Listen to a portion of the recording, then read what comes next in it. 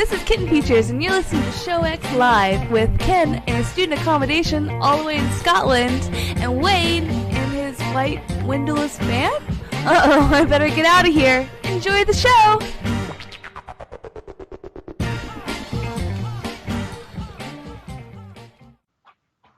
Hello, everybody, and welcome to VtWShowX on VtWProductions.com, Twitch.tv, and YouTube.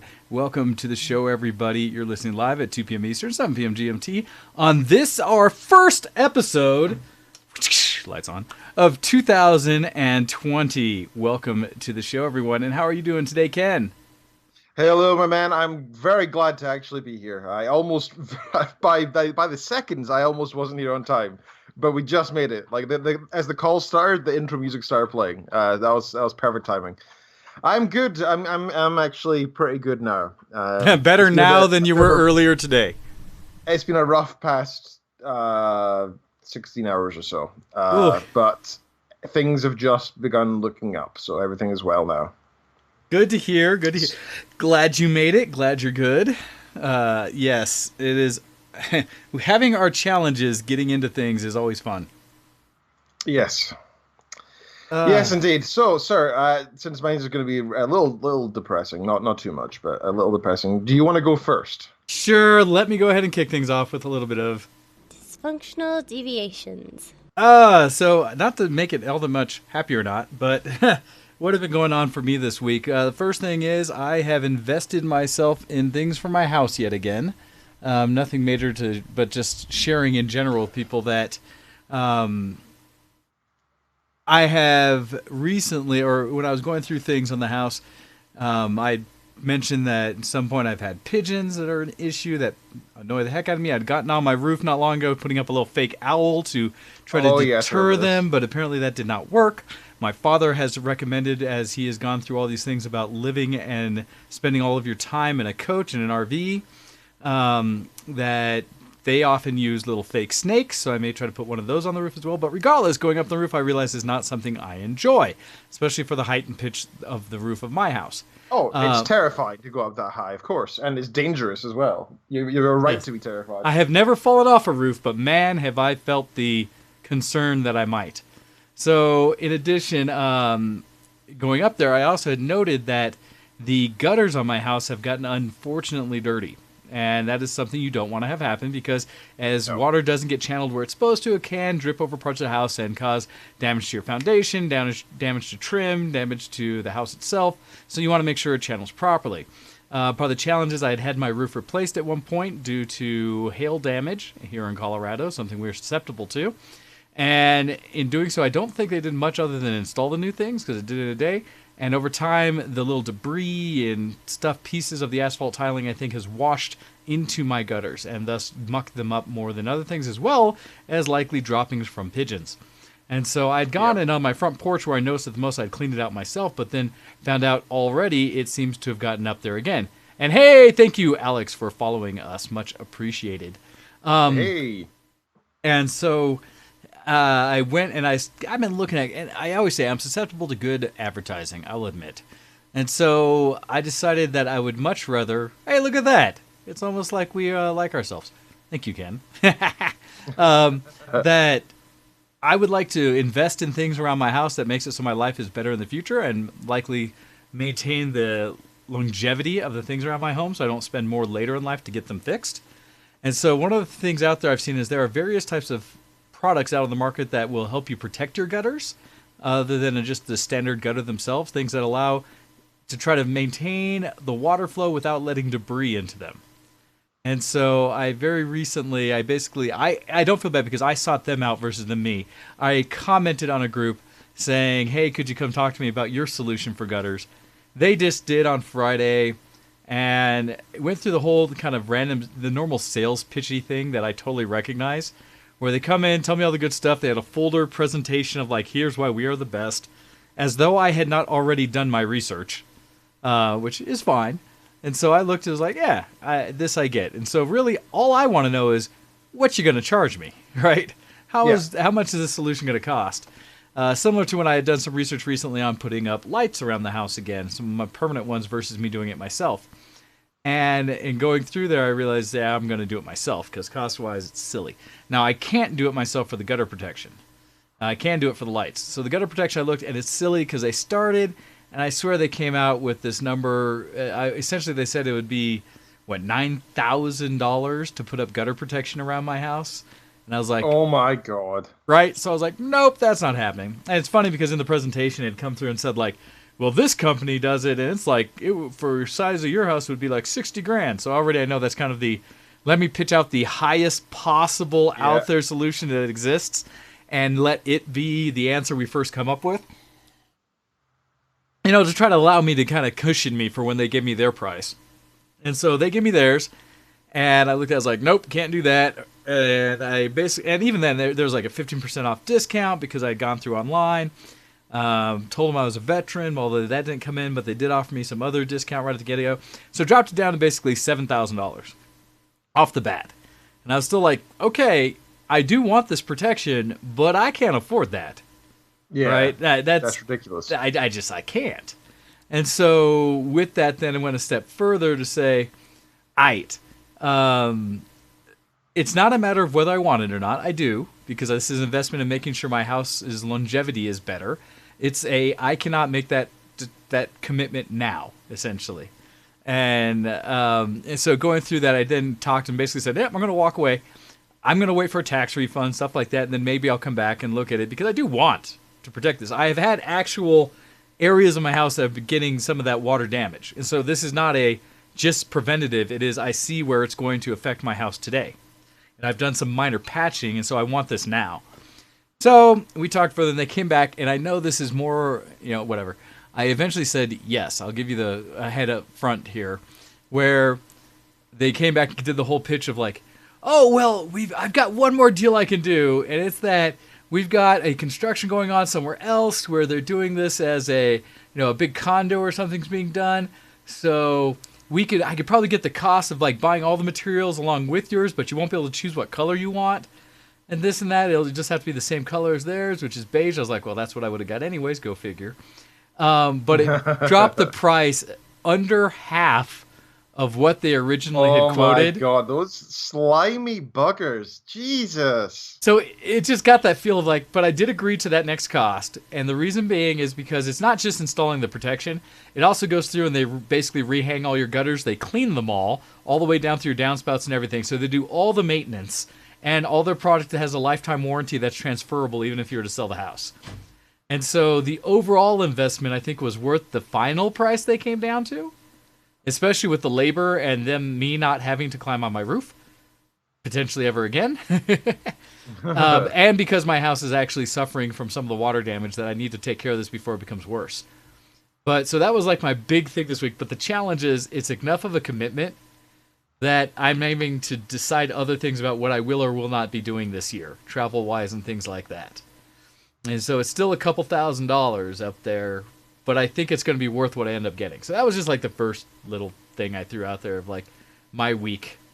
And it only gets better. Ha! Next piece.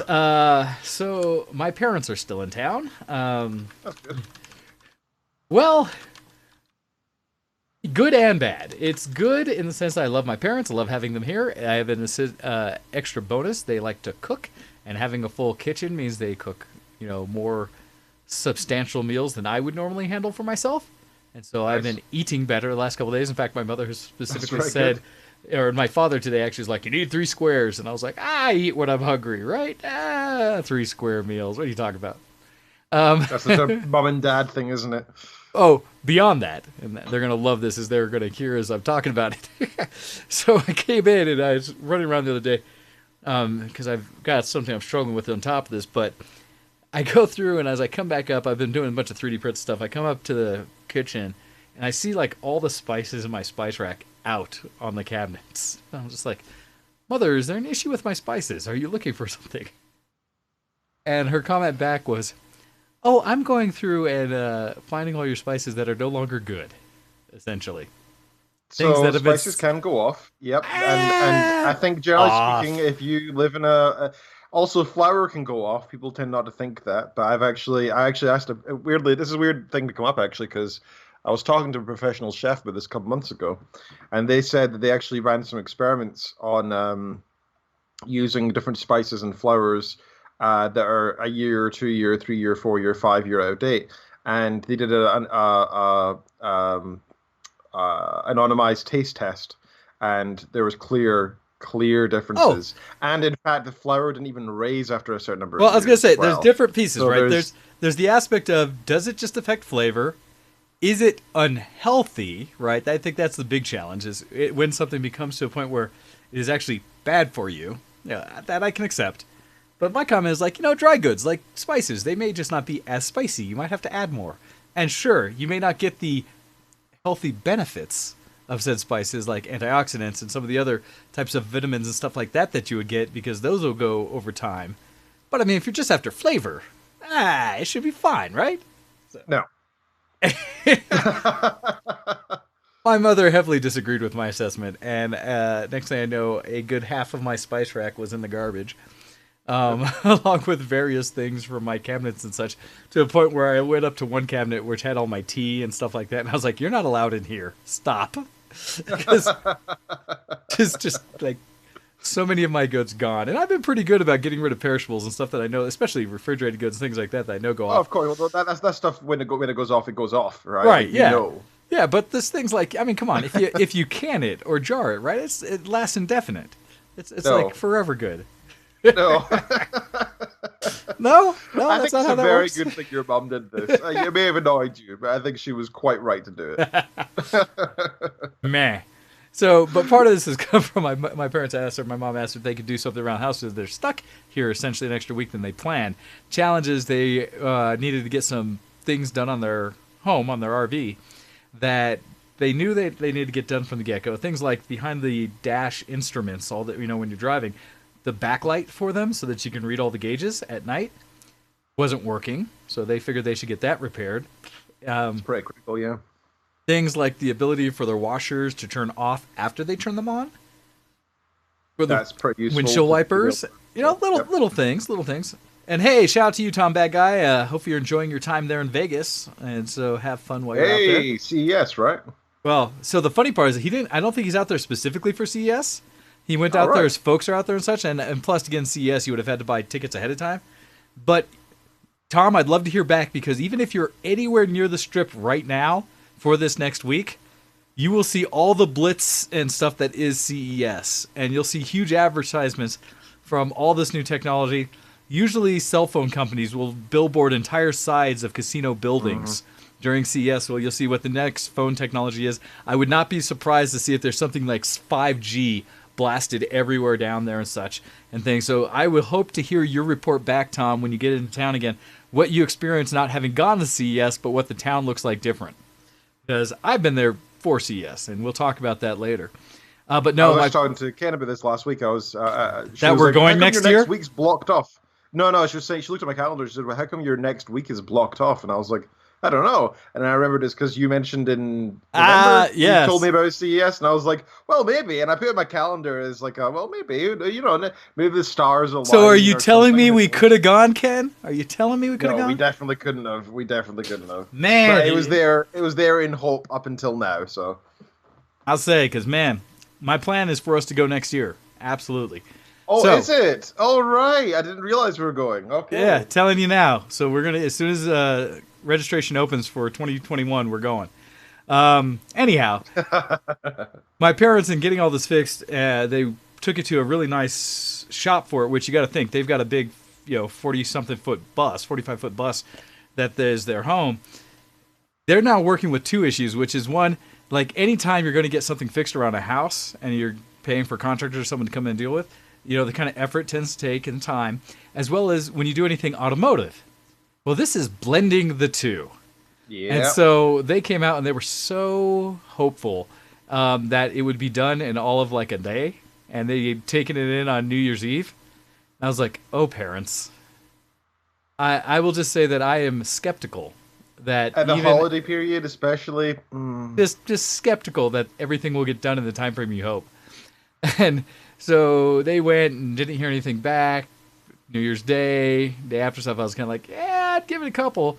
Unfortunately, they didn't. They actually went out their check on it a couple days ago, and came back with additional details that essentially the specifics of the problems they need to get fixed aren't well documented, and they didn't necessarily have all the parts in. So my mom did a really great job, and this, I give my parents tons of credit for really committing to this new life, that she had found some gal who used to work for the company that they bought their coach from, as their main kind of help representative, and knew everything about these coaches.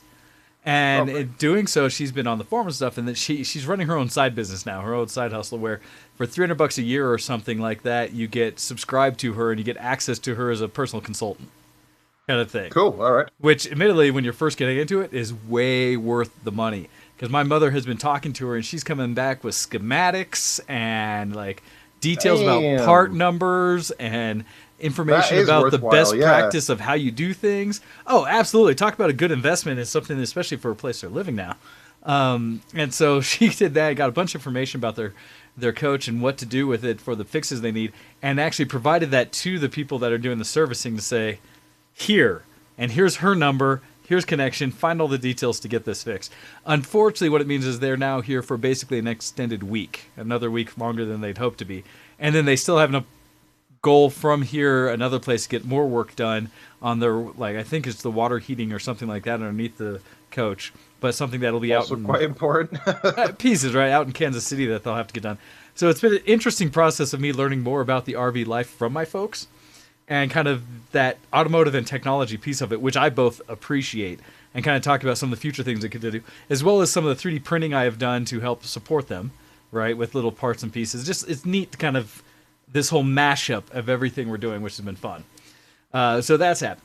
All right, the next piece of what I've been doing that hasn't been geek this week, that is going to be my directly after the show, get back into it kind of thing, is that somewhere between when I got off work Thursday and got home to when I first looked yesterday, I have misplaced my wallet in my house. And oh no. I hope it is only that it is misplaced, because if not, things get a lot more sketchy. Yeah. So the challenge is, because my wallet has my identification, has credit card, stuff like that, which can all be replaced. Of course. But part of my challenge is to go to work requires identification and access and such. And so I may be struggling come tomorrow to actually be allowed to get to work. And so I'm not quite sure what I'm going to do. I think I have some minor options, but one of my challenges is I need some type of picture ID that is not, I don't know, that allows me identification to get at least if some level, temporary access or something like that. I got to figure that out. So hopefully I just set it down somewhere and it has been covered in the process of moving and doing things. I hope I don't have to go so far as recreating all the projects I did this week, like putting away my Christmas decorations and such, and have to unpack them all to see if somehow did it slip into like the bag that my tree goes into or something. Seriously hope not. But as I get to the next stages of where the heck is my wallet, that starts to come. Like, at the loosest concerns I have, like I'd gone to one of the stores where I know was the last place I physically used, like, a credit card, bought anything. They hadn't seen it. I went so far as to check my security cameras and watch myself come home to see that it looks like I have a bulge in my pocket where I keep my wallet as I came into the house. And so, did you have a bulge? It looks like I had my wallet on me, from all I could tell, right? It looks like I probably had it on me when I came into the house, which reduces, right, the circle of where I need to look, that it's probably in my house. Checked online on my accounts to make sure, like, no funny purchases had happened, things like that, just to kind of reassure myself, which is both good and bad. Good because it means it is likely still in my possession. Bad because I still have not found it. Have you checked all your clothes? I mean, they may be dumb, but... I went through every pair of jeans I own. I went through my coat that I was wearing at the time. Hoodie, pockets. And I went through the other ones when I wore for working out and stuff like that, just in case. I started doing more laundry and carefully putting things away and checking all the pockets. So yeah, I'm going through the whole process And so I am not sure. Like, at the worst cases in my brain, it goes to maybe, although I don't know why it would have, I put it out on the counter while my mom was clearing the spices, and everything got thrown into the garbage, right? That's pretty unlikely. Exactly, right? And so I'm just trying to sort through where it might have been. The side note of it is it means that I am now in the process of doing some rapid cleaning around the house and organizing of things. Just like that. Actually, copy, my next level is your last comment, or actually not copy, I'm sorry, from you, Legend. My last comment is the thought that my cats may have decided it was a toy, which would be at the even more unlikely, but maybe, because those little rats steal so much stuff. So I need to go check in their normal hiding places and see if maybe they grabbed something there, because that did cross my mind. So so many little things, but that'll be, as soon as the show's over, I'm going back to continuing to organize the house and look for things. It's just, I'm at a level where I've tried to maintain panic to just manageable angst, a little bit of grr, but I am losing thoughts on where else to look. And so we shall see. But that is like my other big just grr.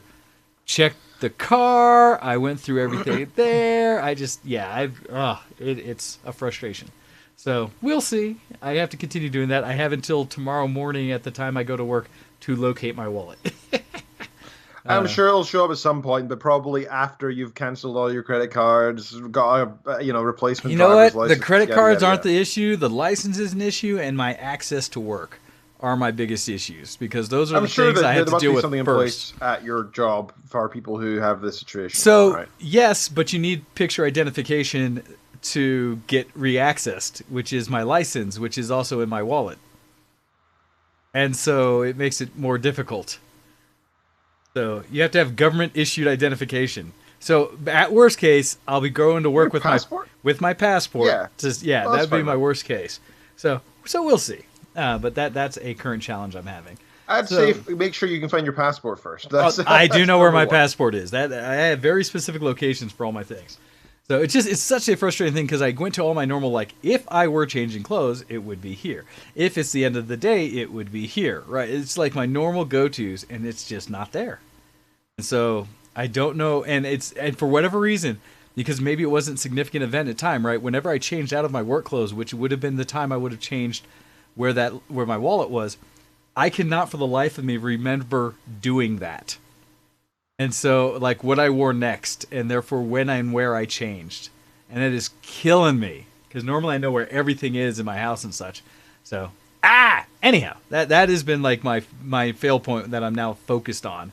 But that's what I have for non-geek this week. Ken, fill us in on what you've been up to. Thank you for sharing. I hope you do find your wallet soon. That sounds like a right pain. Right, so a couple things have been going on. So yesterday, I for the first time ever, I went ice skating with Kitten and some colleagues. That was your first time ever? My right butt cheek is quite sore, to be expected. But maybe I should go back earlier in the week. So first of all, let's talk about New Year's. Okay. So New Year's happened. It was a thing. We're now in the roaring 20s, which is a weird thought. We have been for 5 days now. Geez. And that's a terrifying thing. And we we didn't really do anything exciting. We knew we had the dogs and there's fireworks, so we wanted to kind of be around them. Turned out nothing was really happening near us because we live in a studenty area, so most students have gone home for the festive period. There was one firework outside that we watched and was like, okay, that counts as a celebration. We can go to bed now. We had a dram of whiskey at midnight, and that was it. New Year's Day, we went to our Brazilian friend's place for a lovely dinner again, and that was very nice. Then on Friday was our wedding anniversary, so that's been 6 years since Kitten and I got married on the beaches of Florida with our closest of friends nearby, including Mr. Wayne, of course. So that was. I've also seen lots of Facebook memories about that kind of thing. I actually just tagged you in one as well, Mr. Wayne. It was nice to see all those, including ones from there's one from 2015 that I just tagged you in that said, "I'm sad to see Wayne leaving Scotland. Well, I'll see him again soon, no doubt." But that was 4 years ago. 4 years. As I say, that's been the last time we've been in each other's presence, correct? Yeah, even though we've talked every single week, it's such a weird thing. So we had the wedding anniversary on the 3rd. I should, in case anybody's not noticed, I'm wearing a new piece of jewelry. So a year and a half, 2 years ago, I lost my wedding ring. And I think you may remember the story, but basically I was in the shower, and I always take my ring off when I'm in the shower. Well, I used to always take my ring off when I was in the shower, and I used to place it on the sink. And one day I tried to throw an empty shampoo bottle out of the open door down the stairs. Because that was an efficient thing to do, right? It'll save a few seconds of my life or something. So that's a good thing to do. It bounced off the wall, hit the ring on the sink, which then landed in the toilet. And then later, without me knowing, Kitten used the bathroom and flushed, right? So understandably, why would she look for my wedding ring in the toilet before going, right? So yeah, that's how I lost my wedding ring. I was an idiot, basically. Oh no. So that was about 2 years ago, and we've kind of been holding off getting a new one because of, well, various reasons, including mostly that my PhD funding we knew was limited and coming to an end soon. So until, I had a job, we said we'd hold off. So I've been going with just my grandfather's ring. It's a signet ring. He was actually a very interesting story. I'll take it off and read to you. On the inside it says, "From Peggy, 15/6/49." So it's a very, very old. I don't know if you can read that whatsoever, but it's a very old ring. In my lifetime, it'll reach a century. Right, that's crazy. So I've been wearing that as a replacement wedding ring for the past 2 years because it's good to feel something on my finger, even though it's not the right. So Kitten very kindly for Christmas got me a new wedding ring, which is this beautiful titanium ring with sort of vectorized bear imagery on it, which is very what cool. She calls me as Bear, and it's incredibly sweet. And I teared up when she gave it to me. But the problem was it doesn't fit. It's just a bit too small. Because she tried to steal my ring at one point to check the size of it, but after the first wedding ring went AWOL, I never take off now. Right? Yeah, it's always on, even in the shower. I never take off because I learned my lesson.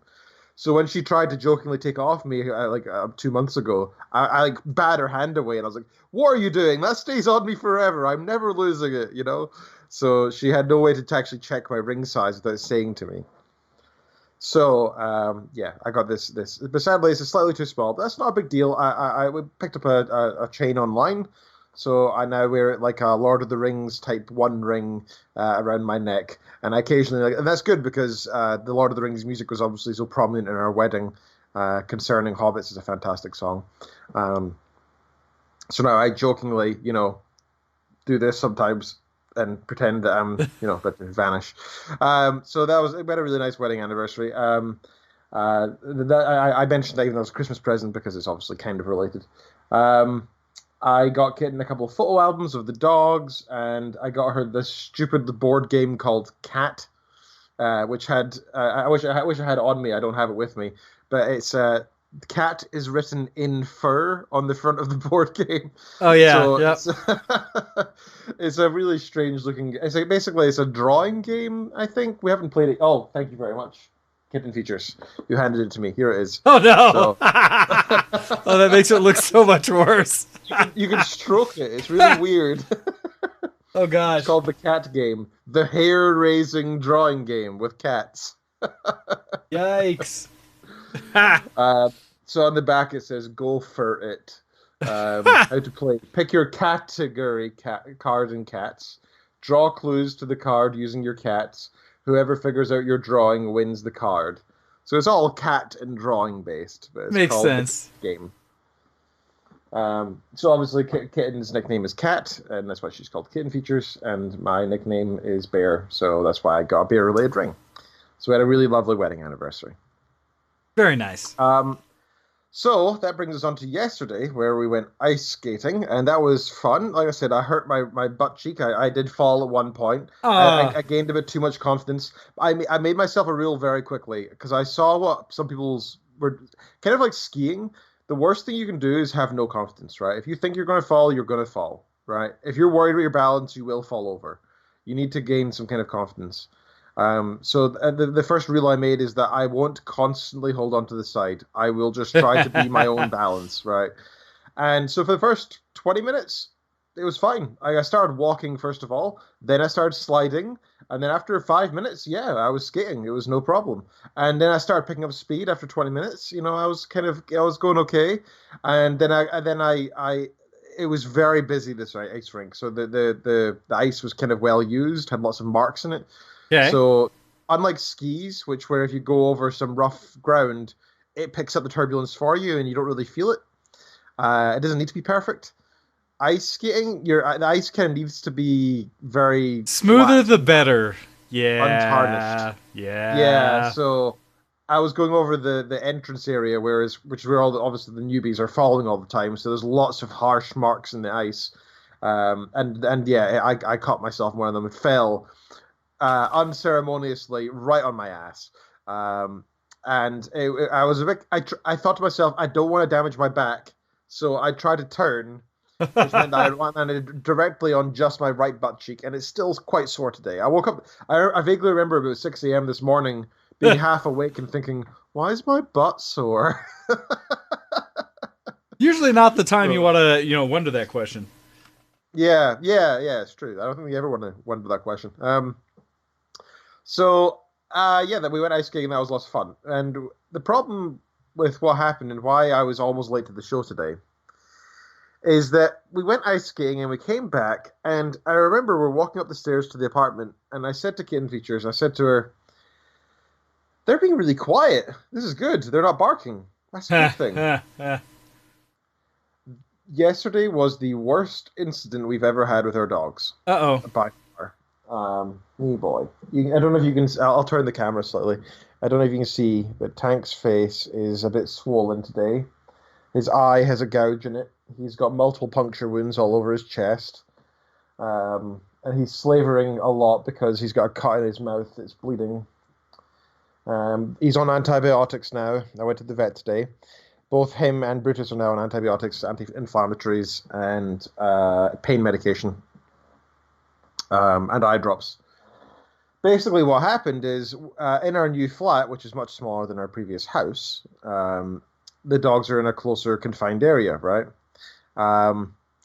We also have to, whenever you move to a new place with dogs, there's going to be new ways that they'll find food, right? That's something that you just slowly learn. You try to preempt as much as you can, but you will eventually screw up and hello, buddy, and you will leave some food out or something. And what we did was we left the washer dryer cupboard where we lock away the bin when we leave. We left it open, so this large bin full of banana peels, tuna cans, just all of our rubbish, this non-recyclable stuff. Gotcha. Here, they got into. And so what happened was, I'm guessing Tank, because he's the one who is the one who looks for food nonstop, because that was kind of his, as you rescue dogs, he chases down food with voracity because he thinks he might die otherwise, right? So he's constantly looking for food. It's one of the problems with getting rescue dogs. So we're thinking what happened is that he went and found this bin quickly, pulled it out, including the bin bag and everything with it, and then knocked it over. And then he went into his homeless dog mode extreme 10,000, which is basically, if I don't eat, I'm going to die. This is high quality food and there's lots of it. If I don't get it, I'm going to die. This is priority number one. So I'm guessing what happens, our second dog, Brutus, probably approached and tried to take part in the feast. And Tank probably, either warned or went straight for him. And they fought. And they've been together for 2 years. We've had Tank for 4 years, a bit more than that, actually. And we've had Brutus for just over 2 years. And, they fought hardcore. They bit each other. They tore each other's ears apart. They bit each other's necks and chests. Both of them have swollen faces and eyes. I am not being hyperbolic here. I'm not the kind of person to be hyperbolic. But we walked into the house yesterday, into the apartment. We opened the door, and there was blood streaked across almost every wall, like flakes of blood, like as if you like imagine you slit someone's throat or something, and you saw that trail of blood went over a wall. That was on every wall. The carpets were soaked in blood, and of course all the rubbish from the bin was just strewn everywhere, torn apart. But mostly there was blood everywhere. Both dogs were just standing there looking at us, panting so heavily, clearly exhausted. So I think we walked in during the tussle, and it was a horrible mess. We quickly went into sort of emergency mode. I threw the dogs in the bath because they were covered in blood, and I needed to see how bad the wounds were. So I needed to get a clear sight. And obviously, when a dog bleeds, it gets soaked, or a cat or any kind of animal, it soaks into the fur. So it can look worse than it actually is. And my first instinct was, we need to go to the emergency vet. They're going to die. Like, it looked like they were both just so bloodied and beaten up that we thought that they were going to die. So I threw them in the shower and I bathed them down. That looked like something out of The Shining. Oh no! It was really just, the blood was just horrible. But once I got all away, I looked at the wounds and I realized there were multiple punctures and there were lots of possibilities for infection all over them. But there weren't any lethal wounds that they're bleeding from a rate that I was concerned about. They were bleeding, and some of the wounds are fairly deep and fairly wide, some of them. But I didn't think there was anything that required stitches, either because the teeth mark went in too deep, but it was less than half an inch. So you wouldn't stitch that anyway. Or it was wide but shallow, so you wouldn't stitch that either because it'd be fruitless. My biggest concern was infection. So we cleaned them out thoroughly. We then tried to get all the coffee grains that they put into the carpet and the blood. And anyway, 2-3 hours of cleaning them and the apartment. We got back to a state of normalcy in the apartment, more or less. We sort of had like a big sleepover in one room tonight, all 4 of us in the one room, so that we can keep an eye on them. That makes sense. Tank was very lethargic. He was walking very slowly last night. We were very concerned for him. His breathing was a bit shallow and weird. We looked up. He seemed to be in shock. That's how dogs go into shock, is they do the shallow breathing and their rapid heart rate, and their eyes glaze over. Tank had all of that. Brutus's ears, one of the bites that the Tank did on Brutus went right through his ear. So he's got a mark on one side and the other where he's bleeding heavily. His ear is also filled with a mucousy type substance because it's healing now, because there's lots of rips across it. We went to the emergency vet today, which was a Sunday, so it had to be emergency vet. And I said I only took one dog because while both are injured, Tank has improved massively in the past 15 hours. He's gotten back to his normal, more or less self. He's eating, drinking, wet nose, respiratory system's back to normal, heart rate's back to normal. The bleeding's all stopped and begun healing over. We followed all the first aid stuff that we knew and stuff we looked up online, and he seems fine. Brutus, however, had a expanding neck. His neck he already normally has a thick neck, but his chin like juts out over his neck normally. Now his chin's out here. Oh, his neck's out here. So I when I looked at that, I thought that's where the lymph nodes are. He's likely got an infection. We need to take him to the vet, right? That's what we got to do. After much humming and hawing, because we're in the U.S., things are no longer we're not in Britain anymore. We've got insurance for them, but the insurance is, it's for the drastic stuff. It's for surgeries. But anyway, after some consideration, we decided just to take Brutus to the vet. So I took him to the emergency vet. A few $100s later, he's got some antibiotics, some anti-inflammatories. He's been checked over, and he's okay. We were worried about him, but he's going to be okay. His cornea got checked as well because it's all swollen and everything, but everything's fine. The dogs are okay. The vet said specifically that could have been a lot worse. He could have lost an ear easily because Tank had a bite on Brutus's ear and almost, if he decided, he could have pulled it off, but he didn't. So they're a bit swollen, they're a bit sore, they're both feeling a bit sorry for themselves. We're a couple $100 down, but we now know that they're going to be okay. They're both on antibiotics now, they're both on anti-inflammatories, both have eye medication, so they're going to be okay. And we're really glad. It's always nice to see when emergency situations like that happen, how you come together. And yes, Ken Features and I, we stopped everything we were doing, and we just looked after the dogs. And we did emergency situation type stuff and did everything we could for them. And I'm glad, because it just shows that you want a partner that you can drop everything with. And it shows your priorities do the are in line. Do the emergency situation.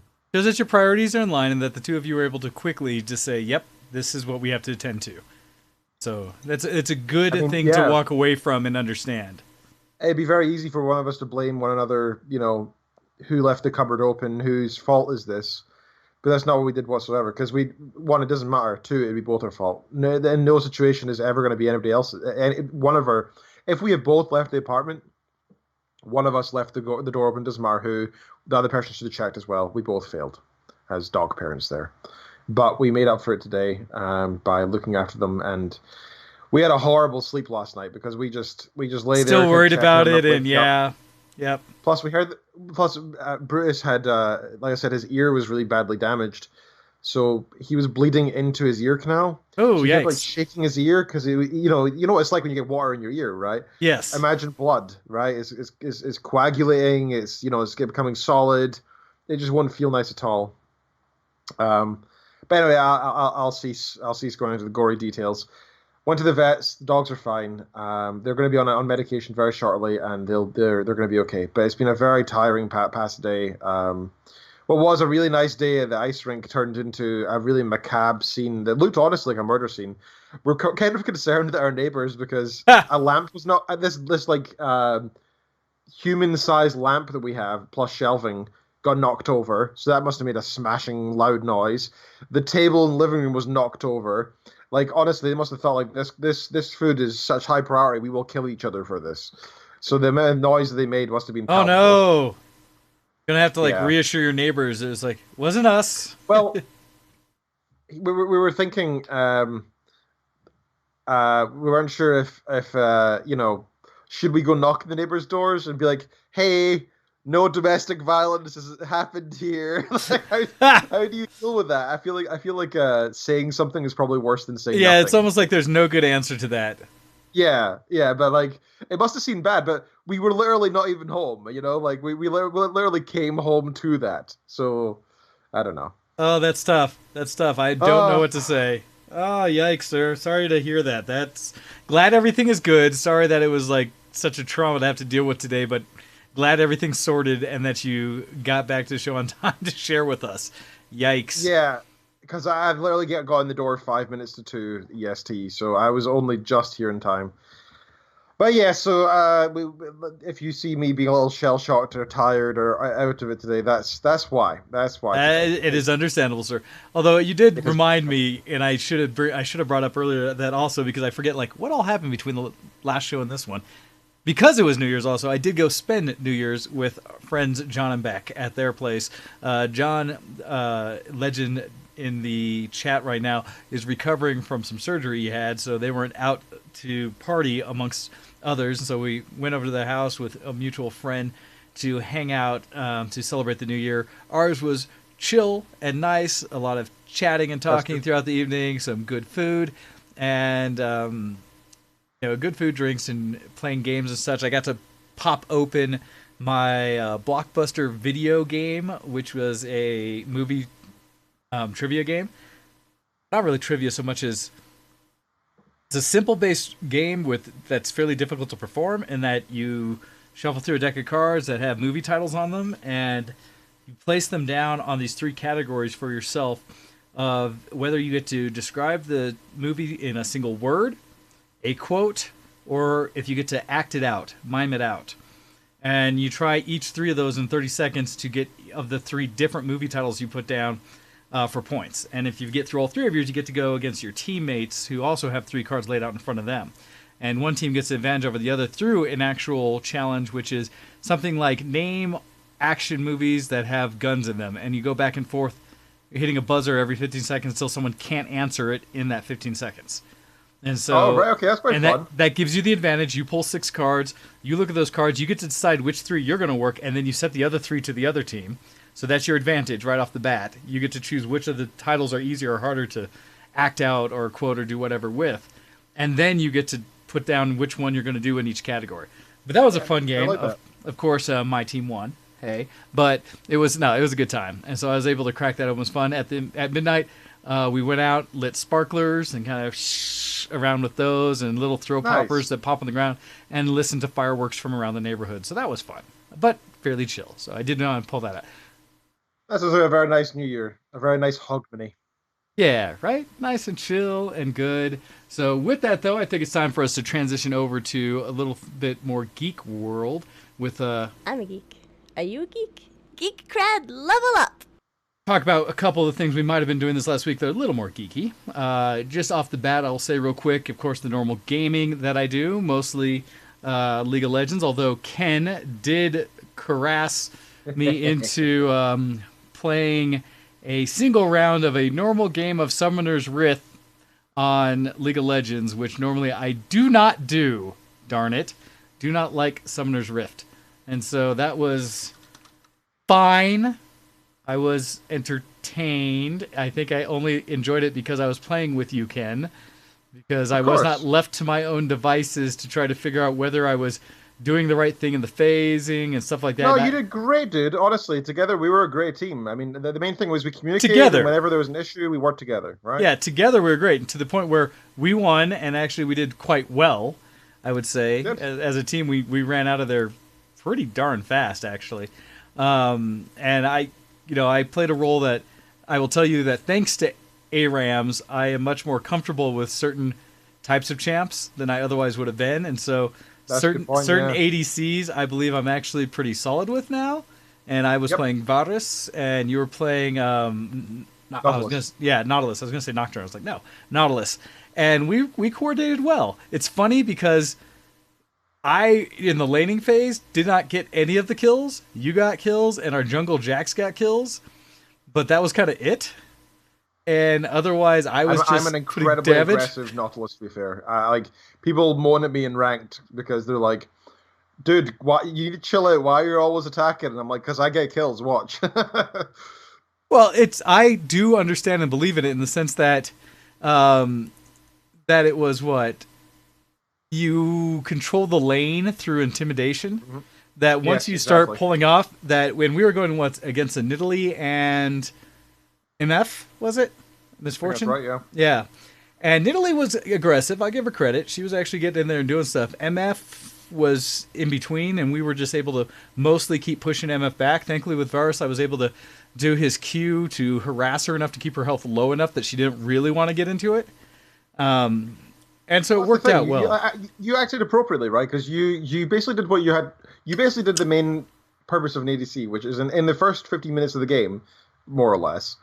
You just need the last hit. If somebody also comes close enough that you can then hit them as well, go for it. You put damage on them when they're close. Don't die. Don't feed. You did all that. And I did die, but at least for every death I lost, one of them died, if not 2 of them. And so as a whole, we won our lane. And it sounded like each of our other lanes did a pretty good job themselves. So I'll give credit. I enjoyed myself because I got a champ I enjoyed in a role I can handle with a support I could trust and talk to. Absolutely, yeah.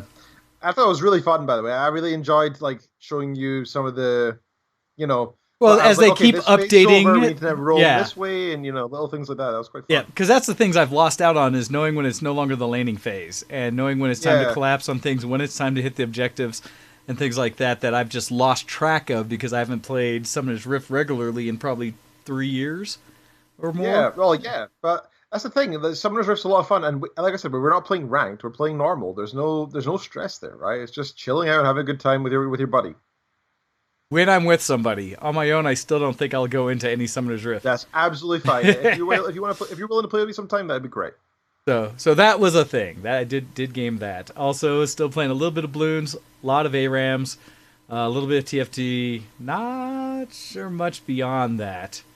Trying to think, VR. Still playing some Beat Saber and Star Citizen. People hopefully seeing some of the streams. I keep trying to get into Star Citizen now with 3.8. Buggy enough that it's a bit of a challenge, but finally wanting to actually make progression. And so I've been pushing as people. One of my friends via Steam Chat was watching the stream and asking, like, what are you doing in there in the cave? And I was like, I'm trying to mine. I'm trying to find little crystals to actually make so I can sell these for money. Trying to earn money so I can rent ships or do other things. Since now in 3.8 forward, they're keeping your finances persistent, not resetting every time they do an update. So you can actually keep owning things. That's pretty useful and crazy that wasn't already a thing. Well, because it's alpha, right? And they keep working on the technology. The overall item and state persistence had changed where every major patch, they're from 3.7 to 3.8, 3.6 to 3.7, things like that, it was often resetting the whole universe because they hadn't built in yet the full persistence of who you were as a character. Always resetting you back to where you base stuff of the ships you already own, but not the stuff you may have purchased with in-game credit and stuff like that. And so knowing that going forward, each patch, everyone was aware that would happen. So now with their introduction of the first levels of persistence, real persistence, people are starting to treat the game a little differently, where they're coming in, a lot of them are concerned because they're coming in with no money, where it used to be they'd come in with some seed money to kind of get started. Now it's like starting out with almost none unless whatever money you got from purchasing your first kit. That's a big difference, yeah. And so now people are really focused on how do you make money quick. Because like even then, I think you start out with 0 when you start in the game. Unless, like for me, I kickstarted it, so I start off with like 30,000 credits, which is a decent chunk. That's actually enough to rent a ship right off the bat and fully fit myself out with armor and guns and such. For people who are just starting, though, if you get like a referral code and you've just bought in, it starts you with, I think, 5,000 credits. And what's really cool, it's really cool that there's some guides out there. If you just look up like a beginner's guide to Star Citizen, and I think it starts with 3.7, but it talks the same thing. And I'm trying to follow it just to see if it makes sense. How to go from planet to planet comfortably to maximize your money over time so that you can quickly start earning credits to the point where you should be making about 40,000 an hour if you're doing it well and get to a point where you're optimized. And that's a point where you can start renting and buying ships. Now, I say this, buying, I think the cheapest ship I saw there, which was a smaller one, was somewhere in the range of 200-something thousand credits. But you could probably earn that in a day's work to actually purchase a ship. So does it feel like work though? Like that's the depends on what you're doing. Question, they said the most optimal is doing mining because it's least chance of death and most reward. Because per crystal, I was getting, if you get the right crystal, it was like 4,000 per crystal that you could get out, and you get a set of several dozen crystals in an hour. But if you want, you could take missions that are actual fighting missions, delivery missions, and all kinds of various missions. They've actually fleshed out the world significantly more. And so you can just have fun while playing and also earn money.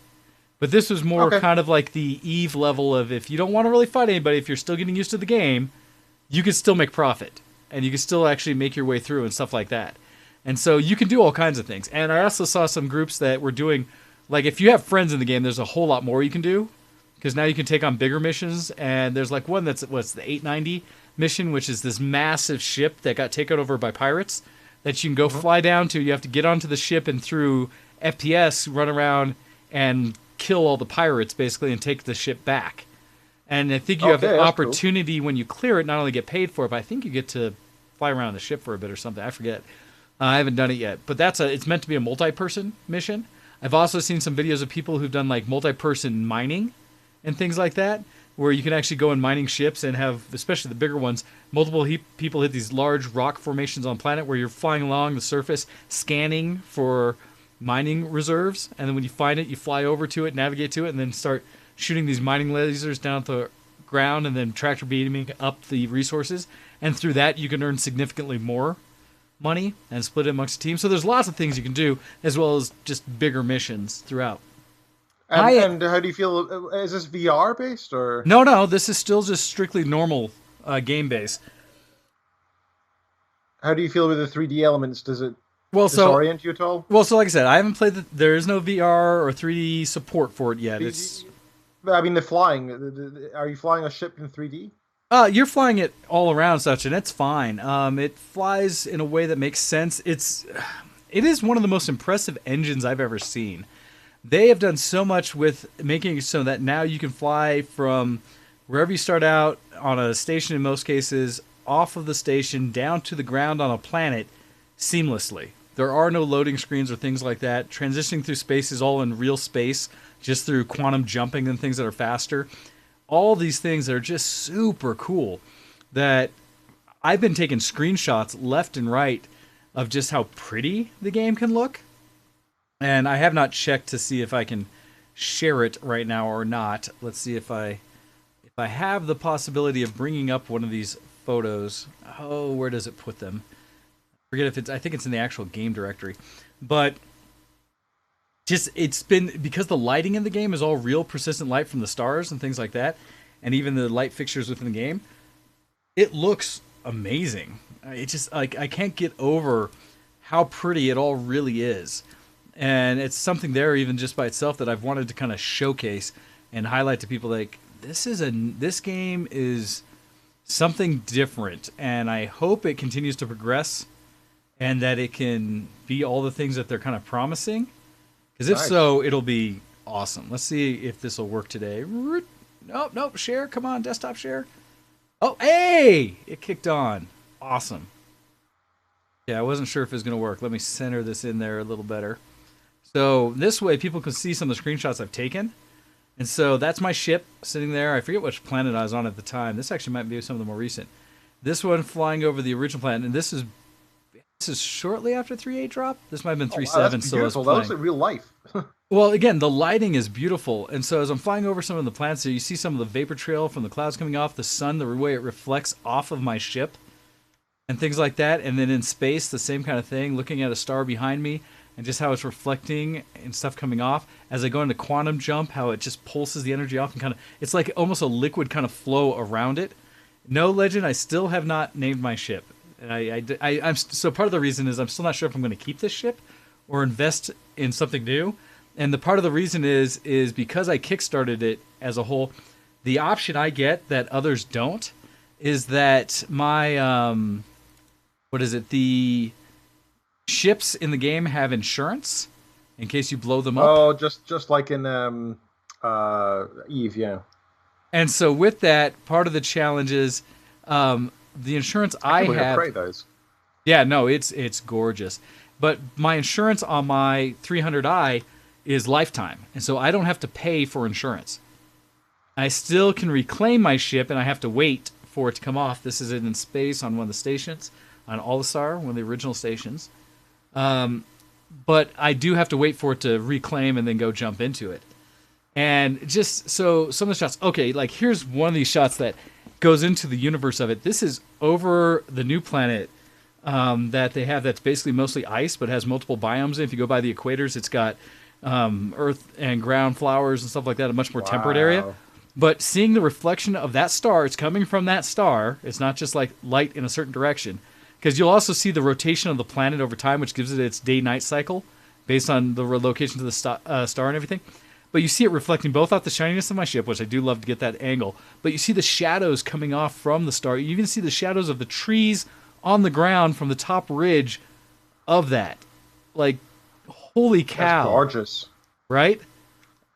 Just... So what's the requirements for this game in terms of... I think it is quite hefty. It must be. So one of the things that came in 3.8 that's really awesome, although I've gotten mixed reviews with it where it happens, was when I was running 3.7, I was averaging frames per second flying over a scene like this at like 25 frames per second. I'm running a older 6850K that's got 12 logical cores, and what am I running? It's running at like 2.6 gigahertz on average, and it can throttle up to 3.5 or something like that. So mine's a legit processor, right? It's a really good one. It's the old one with all the PCI Express lanes. I've got 32? Yeah, I've got 32 gigs of memory. I'm running off an SSD, all that. I'm running a 1080 NVIDIA card. The key is if I'm running local, like on my local space on the little thing, I run over 60 frames per second, no problem. However, this is mostly server-based and instantiated from the server, and in 3.7, that was where most lag was coming through. Now, in where I'm at with was this at 3.8 they instituted for the first time the server optimization. And so it upped my frames per second, like in the screenshot in the corner, which you can't see because Ken's covering it, 48 to basically 50 frames per second in the same scene. And so I'm getting significantly better performance with the 3.8 server drop. They're supposed to be doing a 3.8.1 patch sometime this month, which should improve things even further. But we'll see how that goes. So it's been so nice. In that it is actually playable now, I'd say, for the first time, in that my performance is decent. And even over where I'm transitioning from space, we're walking out in cities, looking over these maps, really in-depth scapes. Because one of the things, like in this, where you're looking at the city and the trees on the ground, I could land somewhere and walk up to any one of these trees I see. And that's pretty mental, dude. That's incredibly impressive. They are. That's like the kind of thing that you know, as a kid, you imagine a game would be like the perfect game. Could you ever get this, right? Could you ever get to this point? And they absolutely are, which I think is so cool. So yeah, I've been taking screenshots whenever I've seen these things. Was this one me standing? Was this? Oh, this is when I parked. So in the new planet, I found a landing pad on top of a building that looked like a helicopter pad for an exec kind of thing. So I landed on this building type that was a Microtech building, and just kind of in New Babbage, that's the city I'm in, and was walking around, and I was like, that's really cool. Although, and they had like an elevator in there, like you should be able to go into to that building, but they haven't built out any of the interior of that city yet. So I was just like, that's so cool. Again, just taking off through space. One of the glitches that is still current in 3.8 is that the AI sometimes gets confused on interactions. And so this is an example where I went into a rec area and every AI, and this still happens in a lot of places, was standing on the furniture. And so, and sometimes I've seen that in other games, right? That's kind of common thing. And sometimes spawns on themselves. So you see a couple areas where people are actually spawning on top of other characters, which makes for some interesting looking things on occasion. So I've seen that happen a few times. Sunrise over a planet as I flew into the sunrise, which was really cool. Over one of the cities as I was flying away. This is my more recent ones. Coming off of the planet and just seeing the edge of atmosphere and stuff as you transition from like a pretty dense atmosphere you can't see into space and stars. And then transitioning off into this moon that I was going to go mine from. And like, again, hitting quantum drive, flying to the moon. Just, it's so pretty. So yeah, it's something that I've been spending time on, that I've been enjoying. And who knows, maybe it's getting closer. It's now at a point where I'm willing to play it, even if it's not ready and not even close to done, right? It's still alpha. But it's fun to see the updates and to see what else is coming in the future, things to come out. And there's a potential, I think they were saying that Squadron 42 is going to get some massive updates this year, which is their single player or co-op version. I think it might only be single player now. Story that you can play that is not the persistent universe, but more like a standalone game. Which is really why I bought into the game initially in the first place. The persistence is all bonus, at least for me. So yeah, that's a bit of my geek and just what I'm looking at. That's a beautiful looking game. So tell us, I don't know much about Star Citizen. Is it available on Steam now? What's going on with it? So they had their own launcher, RSI, Robert Space Industries. And it's still, you can buy into it. Basically, it's still crowdfunding in a way that you can buy from them packages. The challenge now is you no longer get lifetime insurance. I think it's 6-month insurance if you buy a package today, but you can still get packages on your ship for insurance. Otherwise, you have to pay to get out of Hawker to get pay for insurance plans every however often, which is how they're going to fund the game. Essentially, is as you buy real money for insurance in game after you've purchased your ship, whatever starter package you have. Everything else you can buy in game, and then what else did I say about it? You know, basically space-based open world's 2 parts: Squadron 42, single player experience. The Star Citizen part of it is the persistent MMO-esque. Right now, the limit on server size is 50 players per server. That's pretty limited for an MMO. But this is alpha. Their goal is, as they improve the server technology in some of the next patches this year, is going to be to expand the number of people per server. And then in the end, it's going to be seamless integration of all servers into one universe.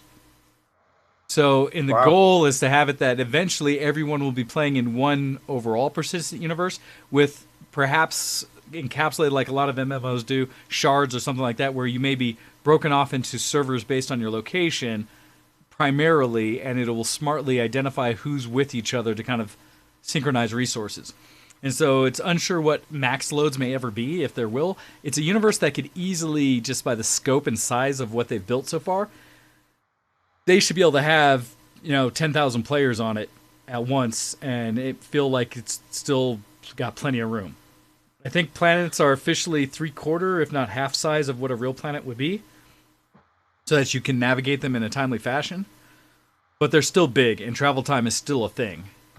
So it's that's the kind of thing, right? We always wish that we had a game that you could travel the universe and explore different worlds, but worlds are big. Like Earth's a small world, right? Yes. We're not the biggest out there by any stretch of the imagination. So if you're exploring space and you go to something that's, even our sun, which is ridiculously enormous, like to the point that we can't really imagine it. If you had a planet that was bigger than our star, you wouldn't be able to explore it in like 100 lifetimes. That's one planet, Yeah. So you need to have something that can. You either need to be so generic when you're exploring the planet that it doesn't interest you to explore every nook and cranny. Otherwise, you'd have no reason to leave a planet, right? Or you need to have a method for travel to be super fast, and there's various issues with this, right? It's just a fascinating concept that we can't explore the universe in the real world, but we can virtually. Yeah, Kind of a neat concept. Actually, I'm really appreciative that Preacher jumped in here because he's one of our Star Citizen guys from VtW/ his side of the world with Blue. That he's talking about Microtech, which is that planet that's icy, has a surface area essentially of Canada for scale. And so it's still really big. It's just not truly a planet size in the way we know, so they can keep it fun. And, oh man, I'm excited for it. It's weird because I don't want to be the hype train kind of guy, and I'm not telling people jump on this anytime soon. I've had minor instances where we finally at least linked up with my friends with Sir Pencer and Mike, got together, and at least were able to get in the same ship together for a moment. Although other glitches persisted where Mike's ship jumped, and all of a sudden Spencer and I found ourselves many, many, miles away from the station floating in space. Like, okay, I guess as passengers, we didn't stick in the ship. So we're really hoping that the next patch that they come out with, the kind of hot fix here in January, should fix a lot of those like somewhat game-breaking errors that they introduced. But what was also cool, and this is the thing that not to overlook, is what makes it so that they can build such vast worlds is they've improved their technology kits so that the creation process is faster and streamlined. And so they're able to paint planets essentially, and a lot of AI goes into populating the planet with realistic things. So they can handcraft what they need to, but most of it can pre-populate in a really smart way, which is super cool. And they compared it to other tech and what they did. But when they introduced this, where they first came up with Planetary Tech 4, which allows you to do that smooth progression to ground, and how the biomes all kind of match and interact with each other very well, including weather and all the climate around it, they were able to redo every single planet they've already introduced, and asteroid and world, or like moon and such, at the same release as they did Microtech. So you can now go back to other planets, and they've now got Planetary Tech 4 and this new way of interacting with them that makes it feel so good. So I'm hype. I'm not trying to sell people on it. And one of the things I'll ask is if people are interested, I'll spend more time in the universe and happily stream it so that people can watch what I'm doing and see what's going on. But yeah, so we'll see what goes on with that. And hopefully you've enjoyed what I've seen. Feel free to go back through both our YouTube as well as I've got it on Facebook as well to see those videos that I've done so far. You'll see the good and bad. Today I got my foot stuck in a rock cranny in the caves, which caused me to have to log out because I couldn't unstick myself. It's kind of like that thing in WoW where you'd find that little corner of the world and get stuck in it where you can't get out from behind a tree or where you're jumping too much. I did basically that. It's very organic looking rocky caverns, and so it looks really cool. And I was jumping through like, okay, it's low gravity, so I'm not dying from falling a little further. Cool. And I got into this little like just niche, like little area between rocks and could not get out. And I was sitting there for a bit going, they need an unstuck command, darn it. So, how can I message /reload? Yeah. How can I message a mod and say, hey, help and such? So I think they're busy enough right now that they're probably not going to bother. And so I logged out, logged back alpha. in. Yep, woke up back on the station where I'd last saved. So I figured, okay, that was going to happen. I was at least happy that while I did have to reclaim my ship, another would have been an insurance claim, but thankfully mine's lifetime. I still, I had all the materials I had mined because I finally figured out mining, without exploding them in my face. So I was able to come back and I still had those things on my person, so I could have just turned around and sold it, which would have been cool. So hopefully when I log back in again with it, they'll see and they'll still be there. We'll see. But it's making progress and I'm excited again, but I'm not selling it on anyone. Don't go buy a package. Not telling people to do that. They've got their money. Let them finish their product. Unless they do. Oh, they definitely have enough money. Yeah. Yeah, 250 plus million. I have this weird opinion where I'm against pre-orders because they're just dumb. They're usually from companies who have more than enough money to fund their development team. Yeah, right. They just want the money earlier. I'm very pro, with some trepidation.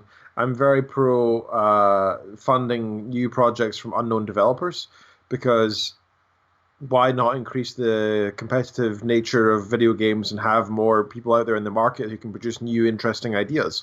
That's great. And then you can fund something you're interested in personally. You vote with your money, effectively. Yes.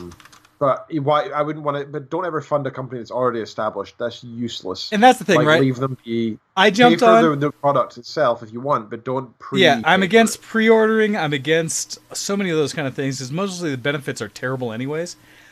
This was one that when they first did the Kickstarter, is like, this is, Chris Roberts, who I've played all of the old Wing Commander games, all of them. And, I played Privateer, I played, was it Starlancer, all of his games. And loved his take on space since way back in the 2D sprite versions of the games. So just knowing that he wanted to do a new vision and a new space game, I was kind of like, I don't think anyone outside of X-Wing TIE Fighter has given me a better joystick jockey in cockpit experience than Chris Roberts. And so that's why I was like, I'm going to fund this, right? And so now I'm getting there. I'm like, I actually played some of the the shooter part of it, the Star Marine piece, and was having fun and was doing really good. I was second the first time I jumped out on like a deathmatch match. I was just like, snap. Okay, I enjoyed even the fighting piece of it. And they've added things like melee fighting in it now, where you can legit fight, where once you initiate melee, you can kind of box and do different motions for how you're fighting. They're doing so much depth to this game. I admit there's a criticism that there may be too much scope creep to ever release something, but it's got me jazzed for what kind of things they're pushing, because I don't think anyone else out there in gaming is doing as much innovation as Chris Roberts is trying to do. For better or worse. I think I enjoy it. And so, yeah. And I apologize, everybody, but as I've been rambling about this, because the yay of it, it is way past break time. as I've been... I could do with a break. Like I said, I got back from the vets and walked in the door, ran to the laptop, and, got everything set up. Have not actually got fully integrated into the fact that we're doing the show for 2 hours. That piece of it. It's just that I haven't been to the bathroom in several hours. So what you're saying is, I haven't eaten in about 14 hours. Kitten very kindly brought me this oh, no. Banana bread cake that she made. Ooh, but I haven't lovely. actually had a chance to eat any of it, other than a crumb or two when I'm not talking. Okay. Then with so that, I'm going to devour that during the break. With that, I will really quickly grab a random song out of here to throw into the break. We will take a little longer break. This one's going to be almost 5 minutes, about 4 minutes, 45 seconds for us to take this break, as we're going to be playing Final Fantasy VIII Blue Skies OC Remix from Ashley Coriel. Thanks to OC Remix for this song. With that, you're listening to Show X. We'll be back in just under 5 minutes, and with more news about what we've been doing tech-wise, and then we'll get into a little bit of more of the closeout of 2019 and what we're looking forward to in 2020. So be right back after this, everyone. Thanks. Send in your emails to showx@vtwproductions.com.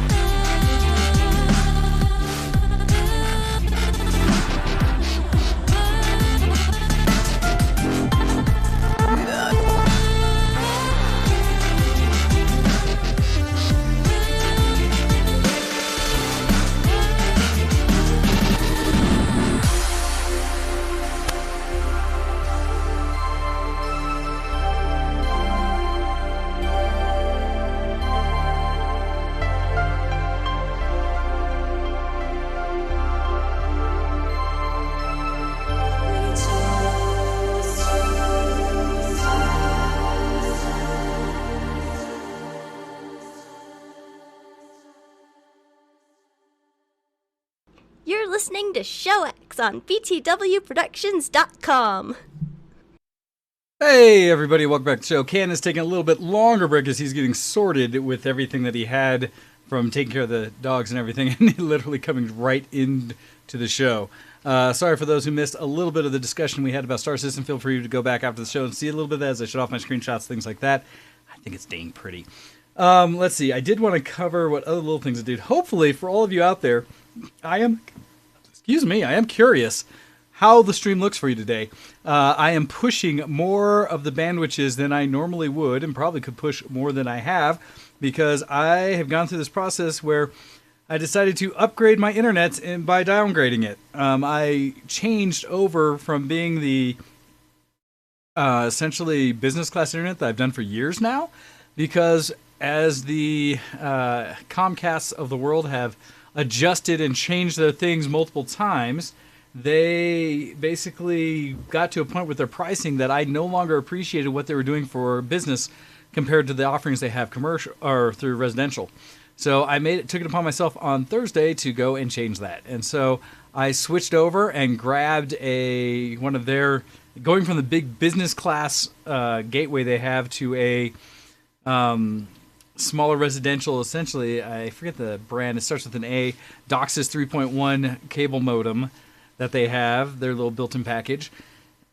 It's working all right. I have now, the big key for the show is I went from a measly, peasly, tiny 5 megabit per second upload stream that I had under the business class. Ooh, that's pretty poor. That's what we've been running on for the past couple months.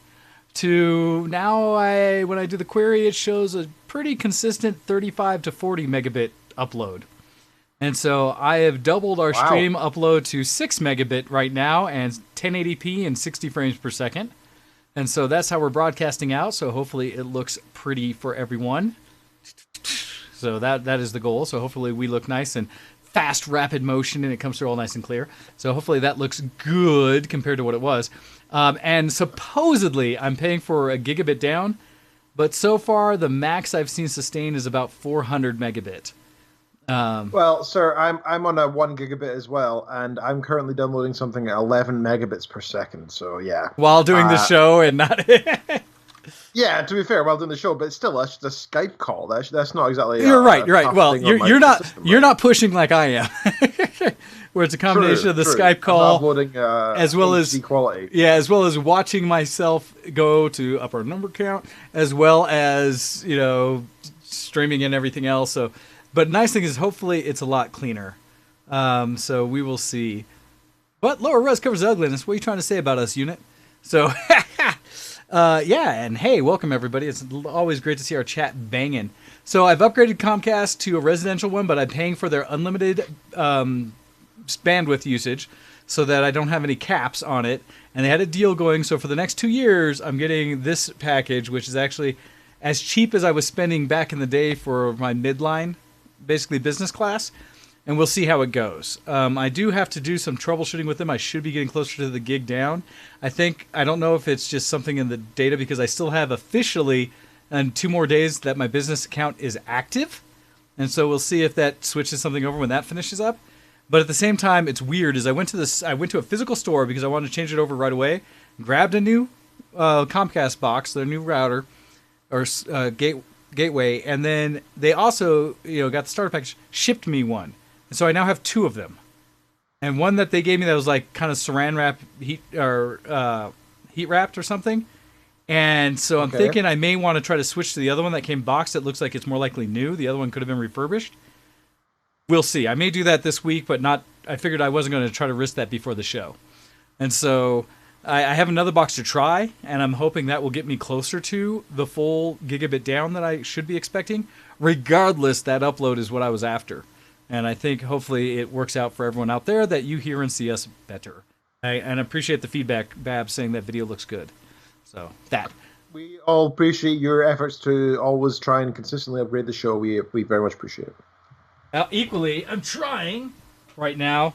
I've got this external hard drive that I've got sitting down here that I just went through and had to do a hard drive check on, because it's coming through saying that it needs to be formatted. And so I need to run a data recovery thing on it, because supposedly This has every archived episode of Octil and Hordak versus the World. Oh my god. I'm sure there's a few people out there who also have an archive. We have already out there some of the episodes. I forget how many are on there. But not all of them. And so I have an actual site out there that has the archives that was actually a recreation of the old WoW radio. That I haven't got everyone's permission. Otherwise, I was going to create a snapshot in time before WoW radio ended of everybody's episodes. But I was at least putting O&H on there. And so there's still some of the episodes I hadn't gotten that if they're on there, I'm going to try to recover and pull off. So that's partially something I'm doing right now, too. All right. That's all I was going to talk about, Geek. I went way longer than I expected to. We do have an email in there, sir. Do you have the email up? I do, yes. Although my computer is being super slow right now. I don't know why. It seems to be crapping itself. It says a CPU 100% usage. But I've got it here. Okay, so this is from Cupcheck. And he says, so, Friday night was night one of my month-long wrestling bender. Uh-oh. Can you get drunk on wrestling? I guess you can. As I went to WWE SmackDown, as it was only a 30-minute drive away, that's understandable. My buddy Graham, who has been on the show a couple of times, during wedding time. He is mad 6 for years it. ago now. He's mad for wrestling. Yeah, he loves it, and in fact, he traveled to Toronto last year for the wrestling. So he's big on it. So is his girlfriend. So is his fiance. Sorry, they both absolutely adore it. So while I'm not big on wrestling myself. I hear a lot about it via my buddy. So Cupcheck goes on to say, when I got the tickets from a friend of mine that were comped by a radio station he worked for, nice. I didn't notice where we were sitting until I heard a friend ask an usher, "How do we get to the floor?" We were in the floor, only 4 rows back, and when I took a look at the price tag, the tickets were $250. Oh my god! I'm guessing each. And yet you would think the best seats in the house, right? Nope. No, I wouldn't think that with wrestling. God no. Do you know how much money they make? They don't need to. They can pay they can charge anything they want to. Well, they say that wrestling is still more a show of the people than like boxing events tend to be, like mainline boxing. So, but that's pretty good. But 4th row back on the floor, that's awesome. That is good. But he goes on to say, if I could recommend anything to anyone in 2020, here's Happy Dude's PSA. I guess we call him Happy Dude from now on rather than Cupcheck.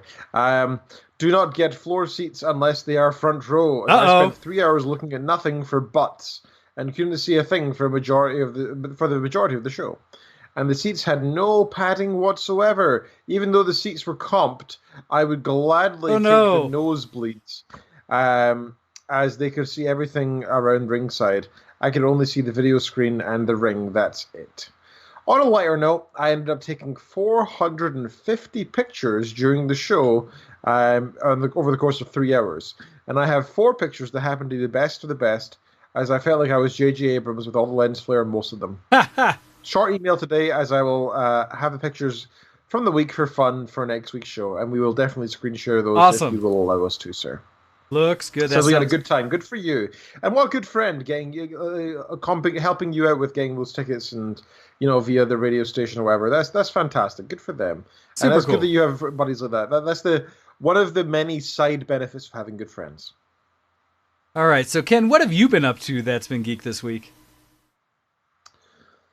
Good question, sir. What have I been up to? So I've only got 2 things really written down. That's all right. Well, because we have a bunch of stuff we can talk about in the Geekoscope piece as well. So. True. I'll cut this short then. I'm still playing through Devil May Cry, but kind of slowly. I stopped playing Fable Anniversary because I had a weird glitch in my computer, and I've been thinking back and forth in the past few days. Did I do it? Was it me? I haven't. I've dived. I don't know. It definitely was not me that did this, because basically, to put it simply, Fable Anniversary was uninstalled on my machine. Wait, and you didn't uninstall it? I didn't uninstall it. Are you running AI, or has Windows just figured out who you are, Ken? And therefore, I do have AI running on this machine that I've written, but none of them do anything vaguely similar related to that. Wait, nothing that learns that if you haven't played it X amount of time, obviously you meant to uninstall it? Maybe it's learning like you're playing too many video games. You need to go and do some more work or something, and it's uninstalling it for me. I don't know. But Fable Anniversary uninstalled, and I could reinstall it, but I finished the main storyline, which is the thing that I cared about. The thing that's left is the lost chapters. Okay. Which I thought was kind of poor anyway. Like I didn't like it the first time round. I got maybe 45 minutes into it this time, and it was equally bad. So I don't feel terrible that I didn't finish it. So I'm kind of just ignoring it and leaving it uninstalled. I'm like, yeah, okay.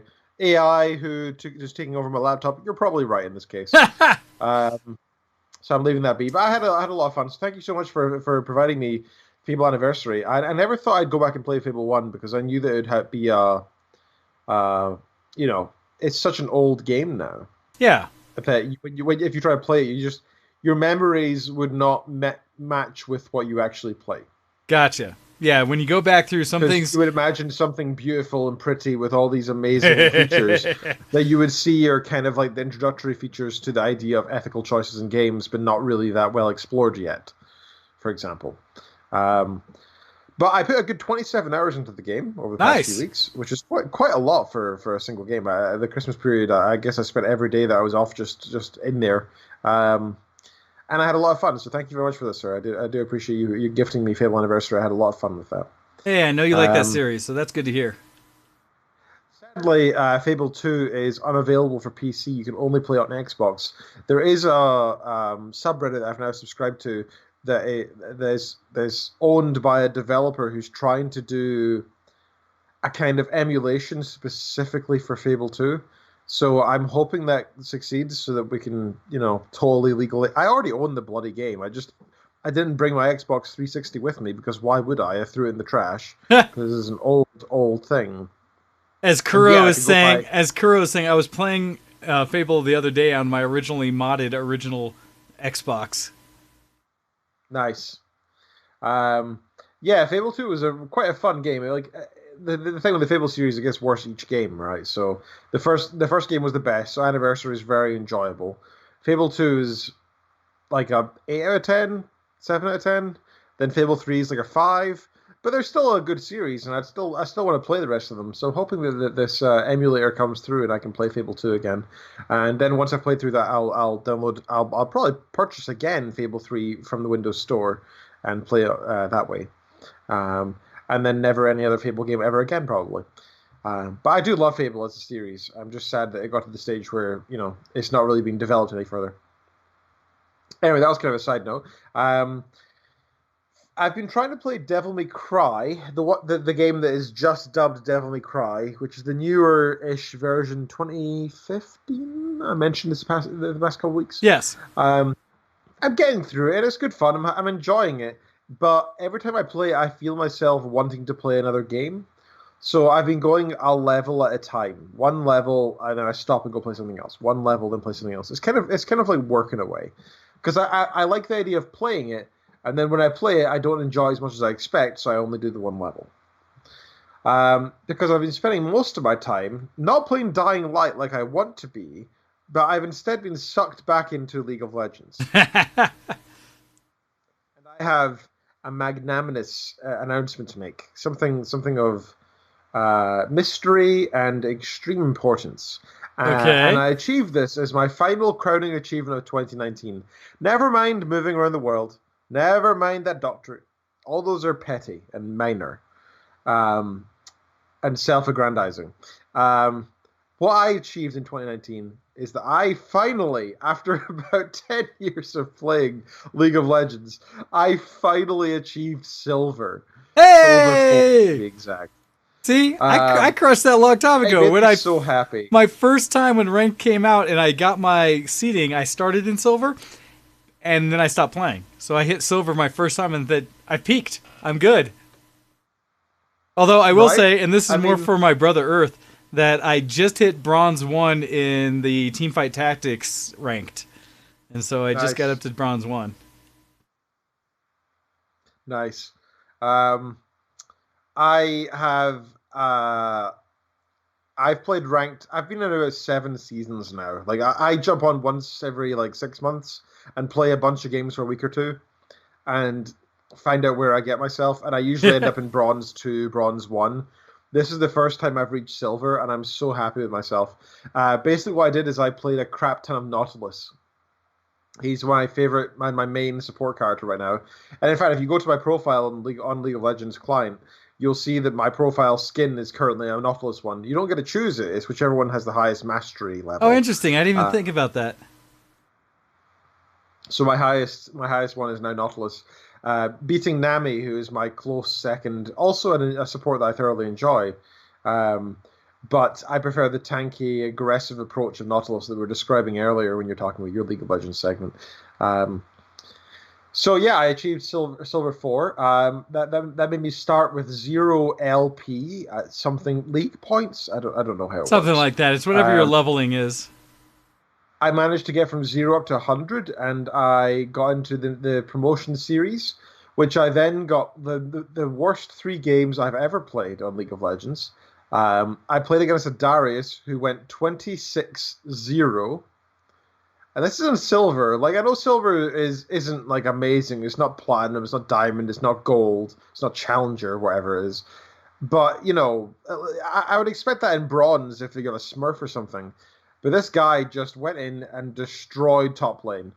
On bottom lane, we were doing okay. Like, I think we won slightly. Like, we took their tower down first, but they got a couple more kills or whatever. Okay. But then this like 26-0 Darius just walks into our lane, destroys us and our tower, even though we're under tower. And it's just like, what do we do at this stage? Is there anything that can be done? And it just shows that with many competitions, if they're team-based and you're putting random teams, you are only going to be, 1 out of 5 of the entire picture. So you're, 20% of the winning ratio. So no matter, even if you play the best game you've ever played in your life, that's still only be 1 out of 5 of the picture. So when you have a promotional series bunch of games and there's 3 or 5 of them, if you are just unlucky enough and with a bunch of people who are really bad, in this case I was, and that's the other thing. I've decided that I over the years I've always enjoyed trying to be comedic in chat in video games. In League of Legends, I try to I say stuff that I think will, be kind of funny, make people laugh or whatever. I try to say jokes and I try to say stuff that's silly. I ended up being, I was playing with a couple of games in ranked this week with people who were extremely serious. Aggressively pessimistic. I might put, and rude and unfair to teammates, like saying, like, I don't know, being critical of everything they do. Be it, Fizz, you are terrible. Kill yourself. Like. And I don't mind being funny in chat, but I would never say anything like, I would never tell somebody to go kill themselves. That's horrible. Well, so I ended up being, so there's 2 games this week that I ended up being like supremely Epicurious, almost Epicurean, in that I sort of said to them, like, look, what kind of man do you want to be? Do you want to be the kind of person who, spreads sadness, or somebody who spreads happiness in their life? And it was really weird because I said pretty much exactly that in chat, which is, a really philosophic but kind of douchey thing to say to somebody because it's very real, right? Yeah, no, you're truly calling people out, but yeah. I totally was, but the troll responded by saying, "You're totally right, I'm really sorry." Well, no, see, I was actually really curious what a response would be like that, because I feel like you have people who know they're trolling, love to be trolling, and that's their whole niche, that is their gimmick or whatever, and so they will double down on being a bully and being horrible, which, I think that has been way too encouraged lately in the US. Versus that's actually, I'm a little surprised that you got that kind of response, that someone would actually take a moment and be like, by it. Whoa. I private messaged the guy afterwards saying, I'm very proud of you for saying that you're sorry. That's a hard thing to do. I mean, you're in an anonymous setting where you can get away with it, but you chose to be the bigger man, and I'm really impressed. And he said, thank you, buddy. I've been going through a rough time, or something along those lines. And he said, I'm going to try. I have a bit of a problem with anger. and you made me realize that I was falling into it. I'm going to try not to do that anymore. And Damn! I was like, wow, Look at Ken, that like, actually helps this guy out. damn! You know? Look at Ken, like, changing lives and stuff in gaming. Nobody would believe that would happen in a gaming culture. Like normally I'm just a troll as well, but I never say anything bad. You know, Yeah, you don't do I it. just say dumb stuff. It's one thing when you actually try, when you're being toxic, right? As people like to bring that up. Yeah. Because I don't respond well to that in a game, and I know a lot of people just mute this time of day. I like to just leave stuff open. I just usually ignore because I'd like to actually have positive comments and coordination. But there have been times where I don't know what to say because, you know, I don't think it's going to be productive. But what you did was actually that's heartening in many ways, Ken. And I'm happy to hear that. It was enjoyable to see that happen, and it was kind of satisfying. It made me change my own perspective on how I game and the things I say online. It made me think, like, should I maybe be more real about it? You know, I don't know. But that was an interesting experience. If you guys are playing League of Legends, please do add me, and I'm open for playing games here and there and ranked. I'm a Silver 4, going into Silver 3 hopefully soon. Playing mostly support, although I have played a couple of ADC games. I lost both in the past week that I played. However, I had very good kill to death ratios. It was just nice. I think it's a routine. So yeah, I played Devil May Cry. I played League of Legends, and the last thing I want to mention is audiobooks. So I've still been reading Ghost Story very slowly, actually, because in the past week I had 2 days off from work, worked from home one day, which meant that there was 3 days where I didn't walk to and back from work to listen to audiobooks. Gotcha. So I didn't get as far as I normally would have finished it by now. I'm now, I think, about 3 hours from the end of Ghost Story and the Dresden Files. From what I've read on the Dresden Files subreddit, most people think that the first 2-3 books are the worst books. Okay. And then it improves from there. I would say there's definitely elements that are bad in the first few books, absolutely, and especially how Mr. Butcher writes women. I find he's not necessarily sexist. I wouldn't say he's sexist. I'd say the way that he writes his character Dresden to be sexist isn't particularly eloquent. I mean, he's intentionally a bit of a up himself guy who, when he describes any females, it's on how their body looks, right? He describes very little else. Later on in the series, after book 3, Jim Butcher does start describing women as people, you know, and their personality, not just in their looks. But again, I don't think it's necessarily Jim Butcher's view. I think it's more Dresden, who I was going to say, I think he's a character with faults. I think he shows the growth of Dresden throughout the books as a major piece of it. Yes, because you start out and he's as gruff as could be, and by the end of the series, you're just kind of like, all right, nah, I got Dresden down. I got him. And he has changed significantly over the stories. Dresden has that feeling, but he's called out for it by Karen Murphy repeatedly, and I like that, because Karen is a strong character who can say, yo, stop being sexist, you arrogant ass. Right? Like, and she says that, and I like that, you know, if you're going to make a character have an evil trait, generally speaking, it's good to have them called out on it. It gives your readership or viewership a level of happiness and feeling like there's been some sort of ethical, comeback, and I appreciate that. And I feel like in the first 3 books he doesn't do that so well, but later on he does. Now, that's what most people on the subreddit say, is that the first 3 books aren't that great for those reasons. And I'll also say that, oh, by the way, Jim openly says, if you talk about the first couple books, he's like, oh, God, why are you reading those? They're terrible.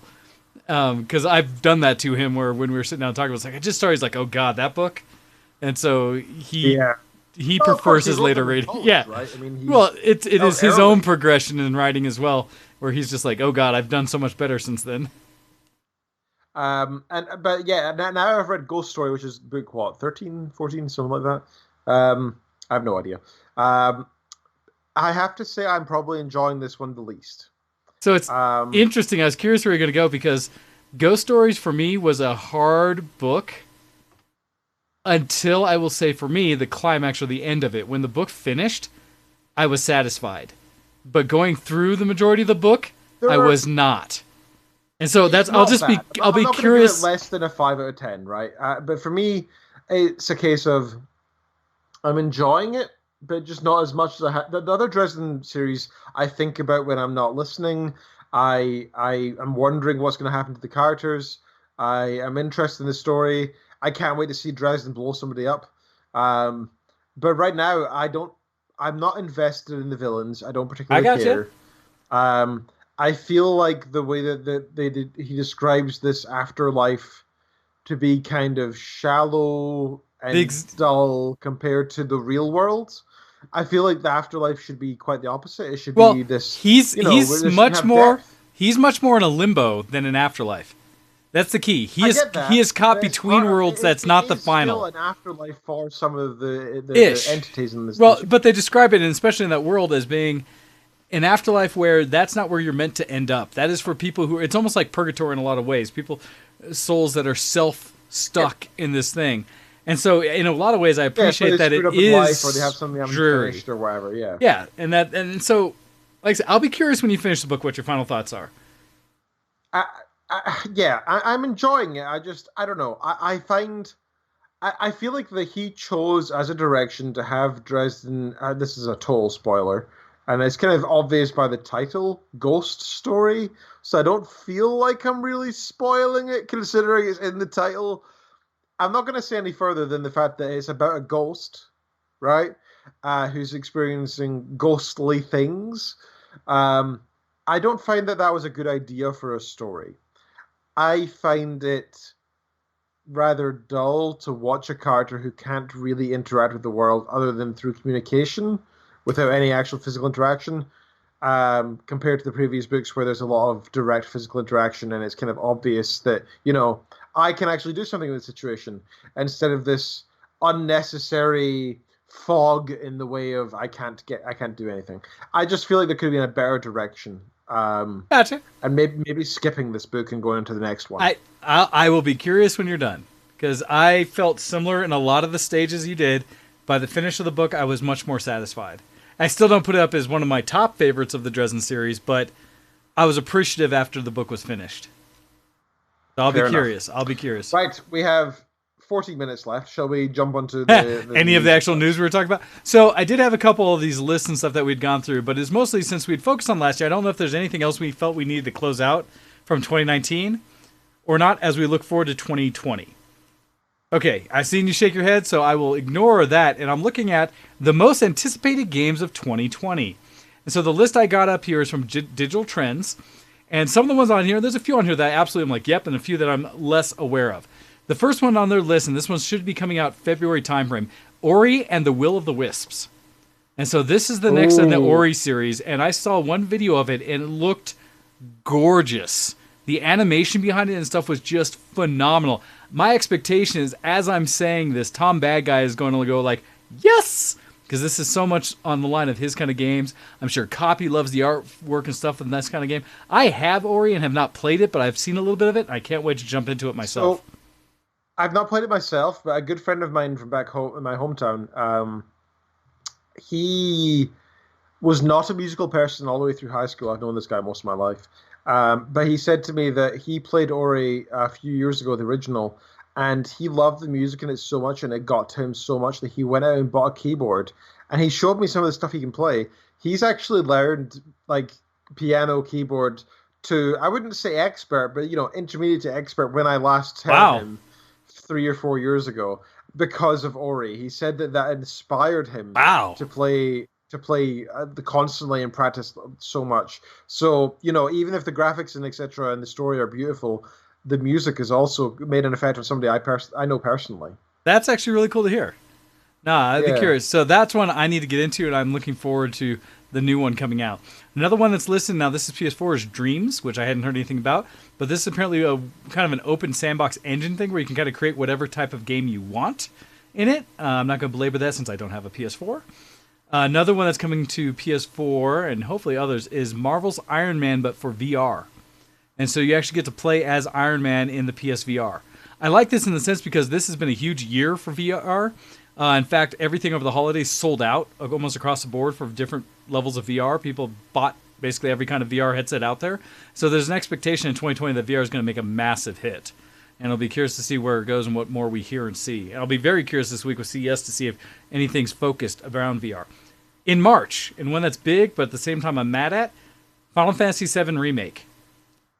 People have been waiting for this so much. Yeah, people have been talking about this for a long time. That was one of the most highly critically acclaimed Final Fantasy games it's on of all my time. list. My problem with it is, and they don't say specifically how it gets released, because I feel like it's missing an opportunity. One, it's coming out on PS4.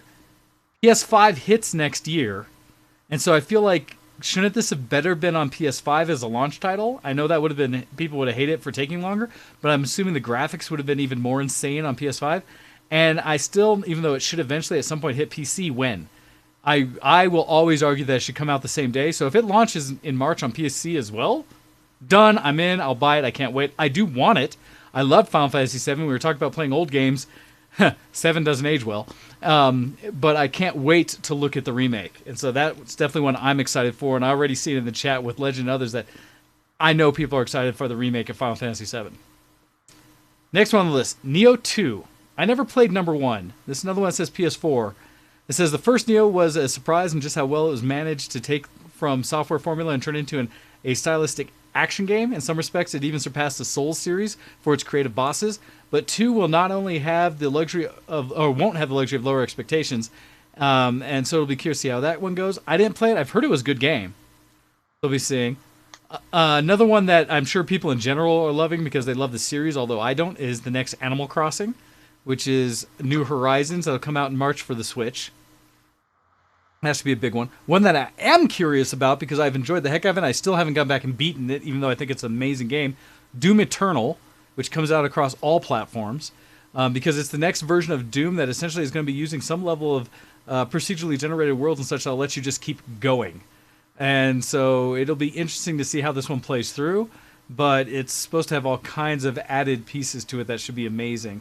Also, as with Doom 2, much of the game takes place on Earth, and once you've completed the campaign, you can try out the asymmetrical multiplayer mode that puts you as a Doomslayer against multiple demons in Fight for Death. That should be fun if you get to play as either the Doom Marine or as a demon to attack him, much like the asymmetrical stuff that we've seen in Left 4 Dead or other games like that. That should be a lot of fun. Why would you ever want to be a demon that attacks the Doom guy, considering that Doom guy has never failed and killed literally millions of demons? It just seems like you're signing up to fail. I'd be curious how it plays. I think it could be fun. I'll be curious to see how it goes.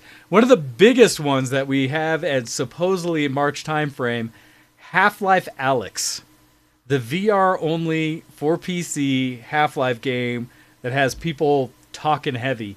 That one, as a VR owner, I can absolutely say I'm excited for. Cannot wait. That should be so good. We'll see. And March is soon. I may have missed it, but did you say anything about Cyberpunk 2077? It's on the list, but this is an order of release. So right. Sorry, so in April, we're expecting to see Resident Evil 3, which will be interesting because this is going to another remake. Because Resident Evil 2 did so well, they're going back and doing a remake of 3. See how that goes. But the big one, as you just mentioned, Ken, in April, we're supposed to be Cyberpunk 2077, which should be coming off across all platforms except for Switch. We'll see.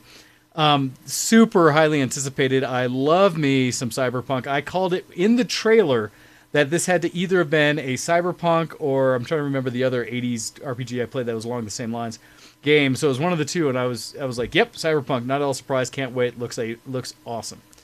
Along the similar lines, and one that we talked about from last year's Game of the Year one, the next one coming up, Gears Tactics on PC.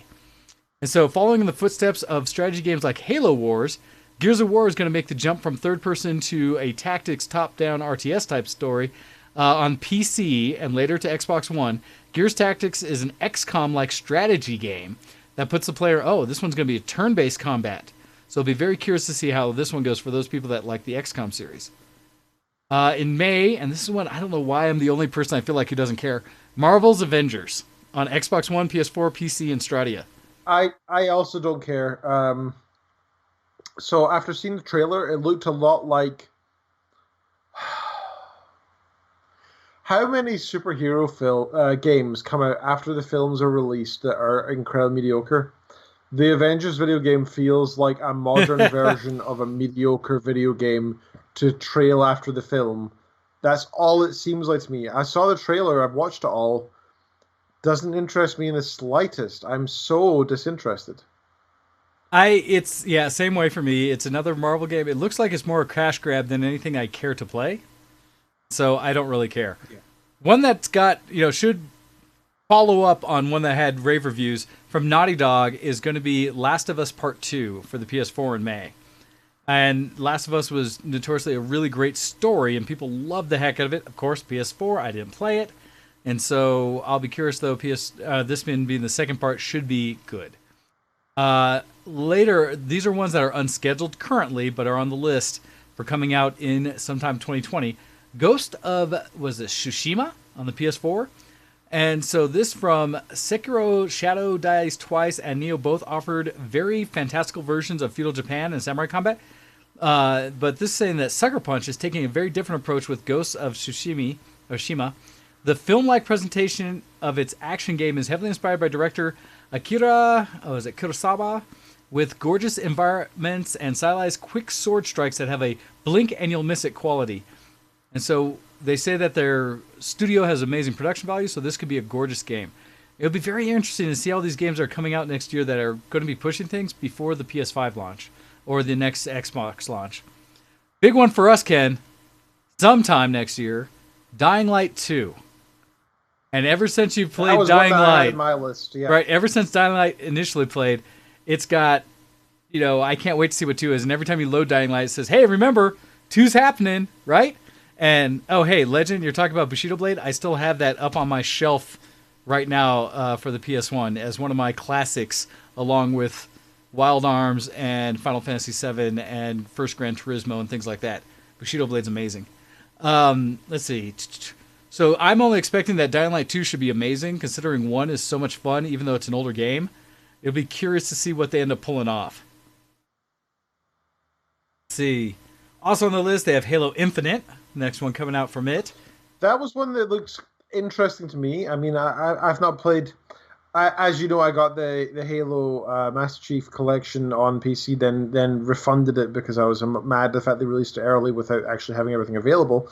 I am minorly interested in Infinite in the sense that I'm interested in the Halo series again for the first time in years because there's now availability online. Well, I should say on Windows. Well, actually playing PC-based versions I think will be so much nicer, in my opinion. Right. Because I don't have a goal to really pick up a new console. I'm looking at the PS5, but not heavily.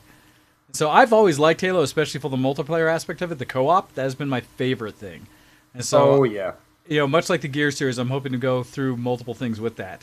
They also have a new Lego Star Wars on the thing for the Skywalker saga. I'll be curious to see how that runs into with the new movies. I'm assuming it'll apply and finish off these last 3 movies, would be my thoughts. Another big one, and this will be curious to see because it's been so long since the original back in 2005, Psychonauts 2. Because that was one of those games that came out that demanded almost a franchise, and it is just now, 15 years later, that we're looking at seeing a successor. They also have another Tom Clancy game on the list called Rainbow Six Quarantine. So I'm not sure how much of an update or change it is for the regular current Siege that's out there. And so it looks like it's going to be not an actual sequel to Siege, but instead is going to be a new game. So we'll be curious to see how that goes out. The new Watch Dogs Legion, I think, looks really good.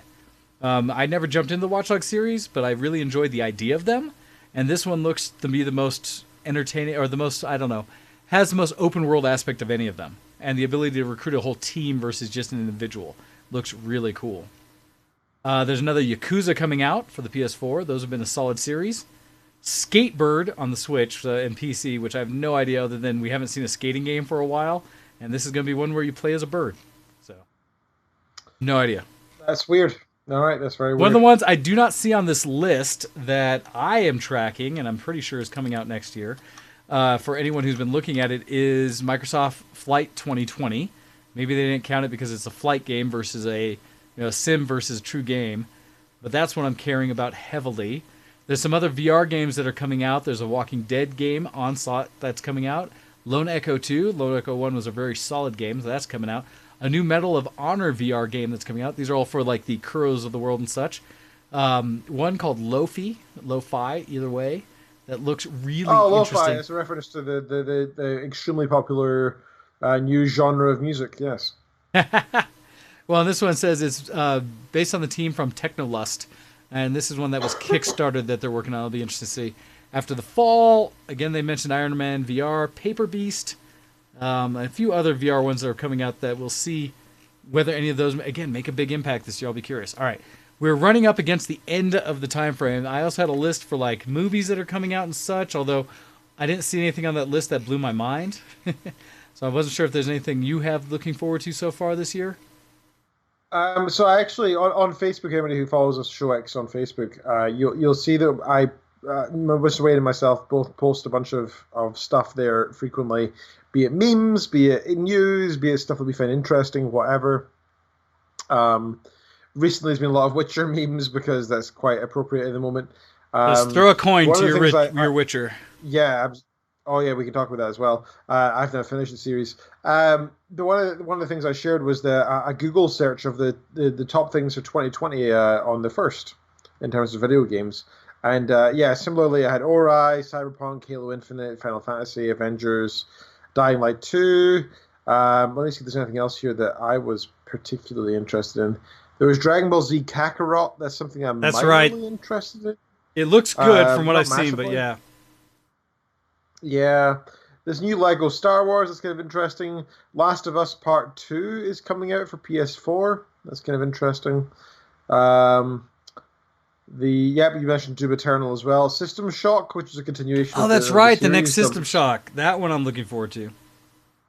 Yeah, I've heard a lot about the original, and that was quite critically acclaimed. So a new one is interesting as well. Pokemon Sleep, which is a very interesting yes. title. So you can play in your sleep. That works. Yeah. And the last one I really want to mention is Kerbal Space Program 2. Yes, that'll be big. We talked last week or earlier about the Balsa, or the little flight sim they made from the same people. That's basically an RC plane flyer. Kerbal Space 2 should be massive. Oh yeah, that's going to be big bank.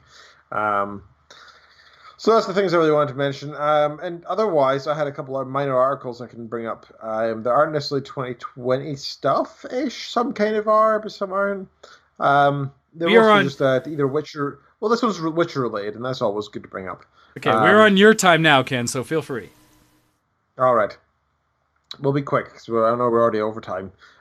So this one is toss a coin to your Witcher, and I chose this specifically for you, Mr. Wayne.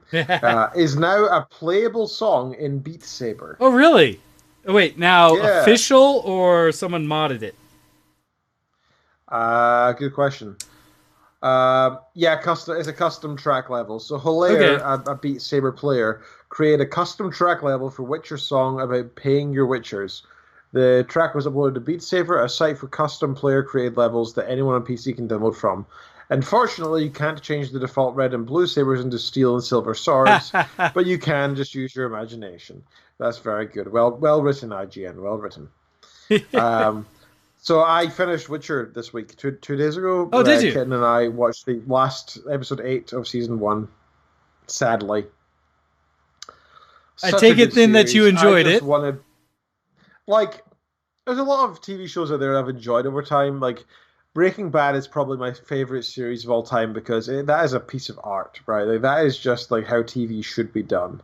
Okay. And Witcher was really good. It wasn't as good as Breaking Bad. I would never try to compare the two. They're so completely different.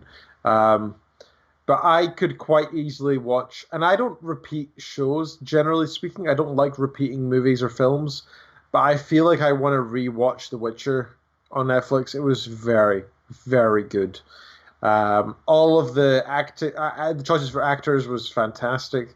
The music was perfect. The references to the game and the lore on point. I just had the best time watching that. Ken could attest that I just repeatedly was giggling throughout it. Whenever there was something that referred to, like the first scene that we saw Geralt in a bathtub naked with his feet up, I just laughed my ass off. I just thought, I was like, this is the real world. This is actually happening. People are paying money to see this. It just made me so happy. Um, really a fantastic TV series. If you are looking for something to watch right now, or you have some free time this weekend or next weekend or whatever, I recommend that you get a free month for Netflix. You can get a free trial if you don't already have one, and you can go watch The Witcher in its entirety. There's only 8 episodes. Even if you've not played the games, this series is pretty damn solid. It is It's solid. very I haven't played it. I haven't read the books. I enjoyed the heck out of the series. My brother and I both really enjoyed it. I definitely recommend. So good to hear that you finished it. I loved the heck out of it and do recommend it to anybody to check out. I think it is so solid and such a good just fantasy story, really, regardless of the games or not. So good to hear that you managed it. Absolutely. I've also got a one more article that I can bring up, which is 2020 related. So WWE game 2K20 has a New Year bug that made it unplayable in 2020. I heard of a couple things that actually ran into this, where there was some kind of weird 2020 bug where everybody's complaining back in the day of the year 2000 bugs that didn't really manifest. Y2K. Yeah, apparently things with 2020 have. Exactly. So WWE 2K20 was struck by a Y2K-like bug on January 1st, 2020 that made the game unplayable for a number of players. As to Kotaku reports, a number of players found that they couldn't access WWE 2K20 once they entered the new year due to a bug kicking in when players detected the year's 2020. One YouTuber demonstrated the issue with a PS4 version of the game, showing that whenever they tried to start playing any of the game's modes from the main menu, a system error would occur and the game crashed. One player found a temporary fix of changing your system clock back to 2019, Oh, that's which classic. seems to confirm that the cause of the bug was the 2020 date. Like, how bad is Yikes. that? That Yikes. there's software out there that can't stand being 2020. Well, and I saw, what was it, some recommendation that people be careful, although I don't know how it would impact directly, when signing things with dates, especially like checks or something like that, anything money related, to write out the full 2020 and not just 20. Because then people could put behind it, 20 whatever, and make it 2019, 2018, 2021. Not knowing how it would impact, but just a general cautionary tale. Don't sign any of your receipts or anything with 120. Absolutely. Do 1/20/20, because otherwise they can change the dates or whatever, and you end up paying more in a year's time, 2 years' time, 3 years' time, whatever. So, yeah, it makes sense.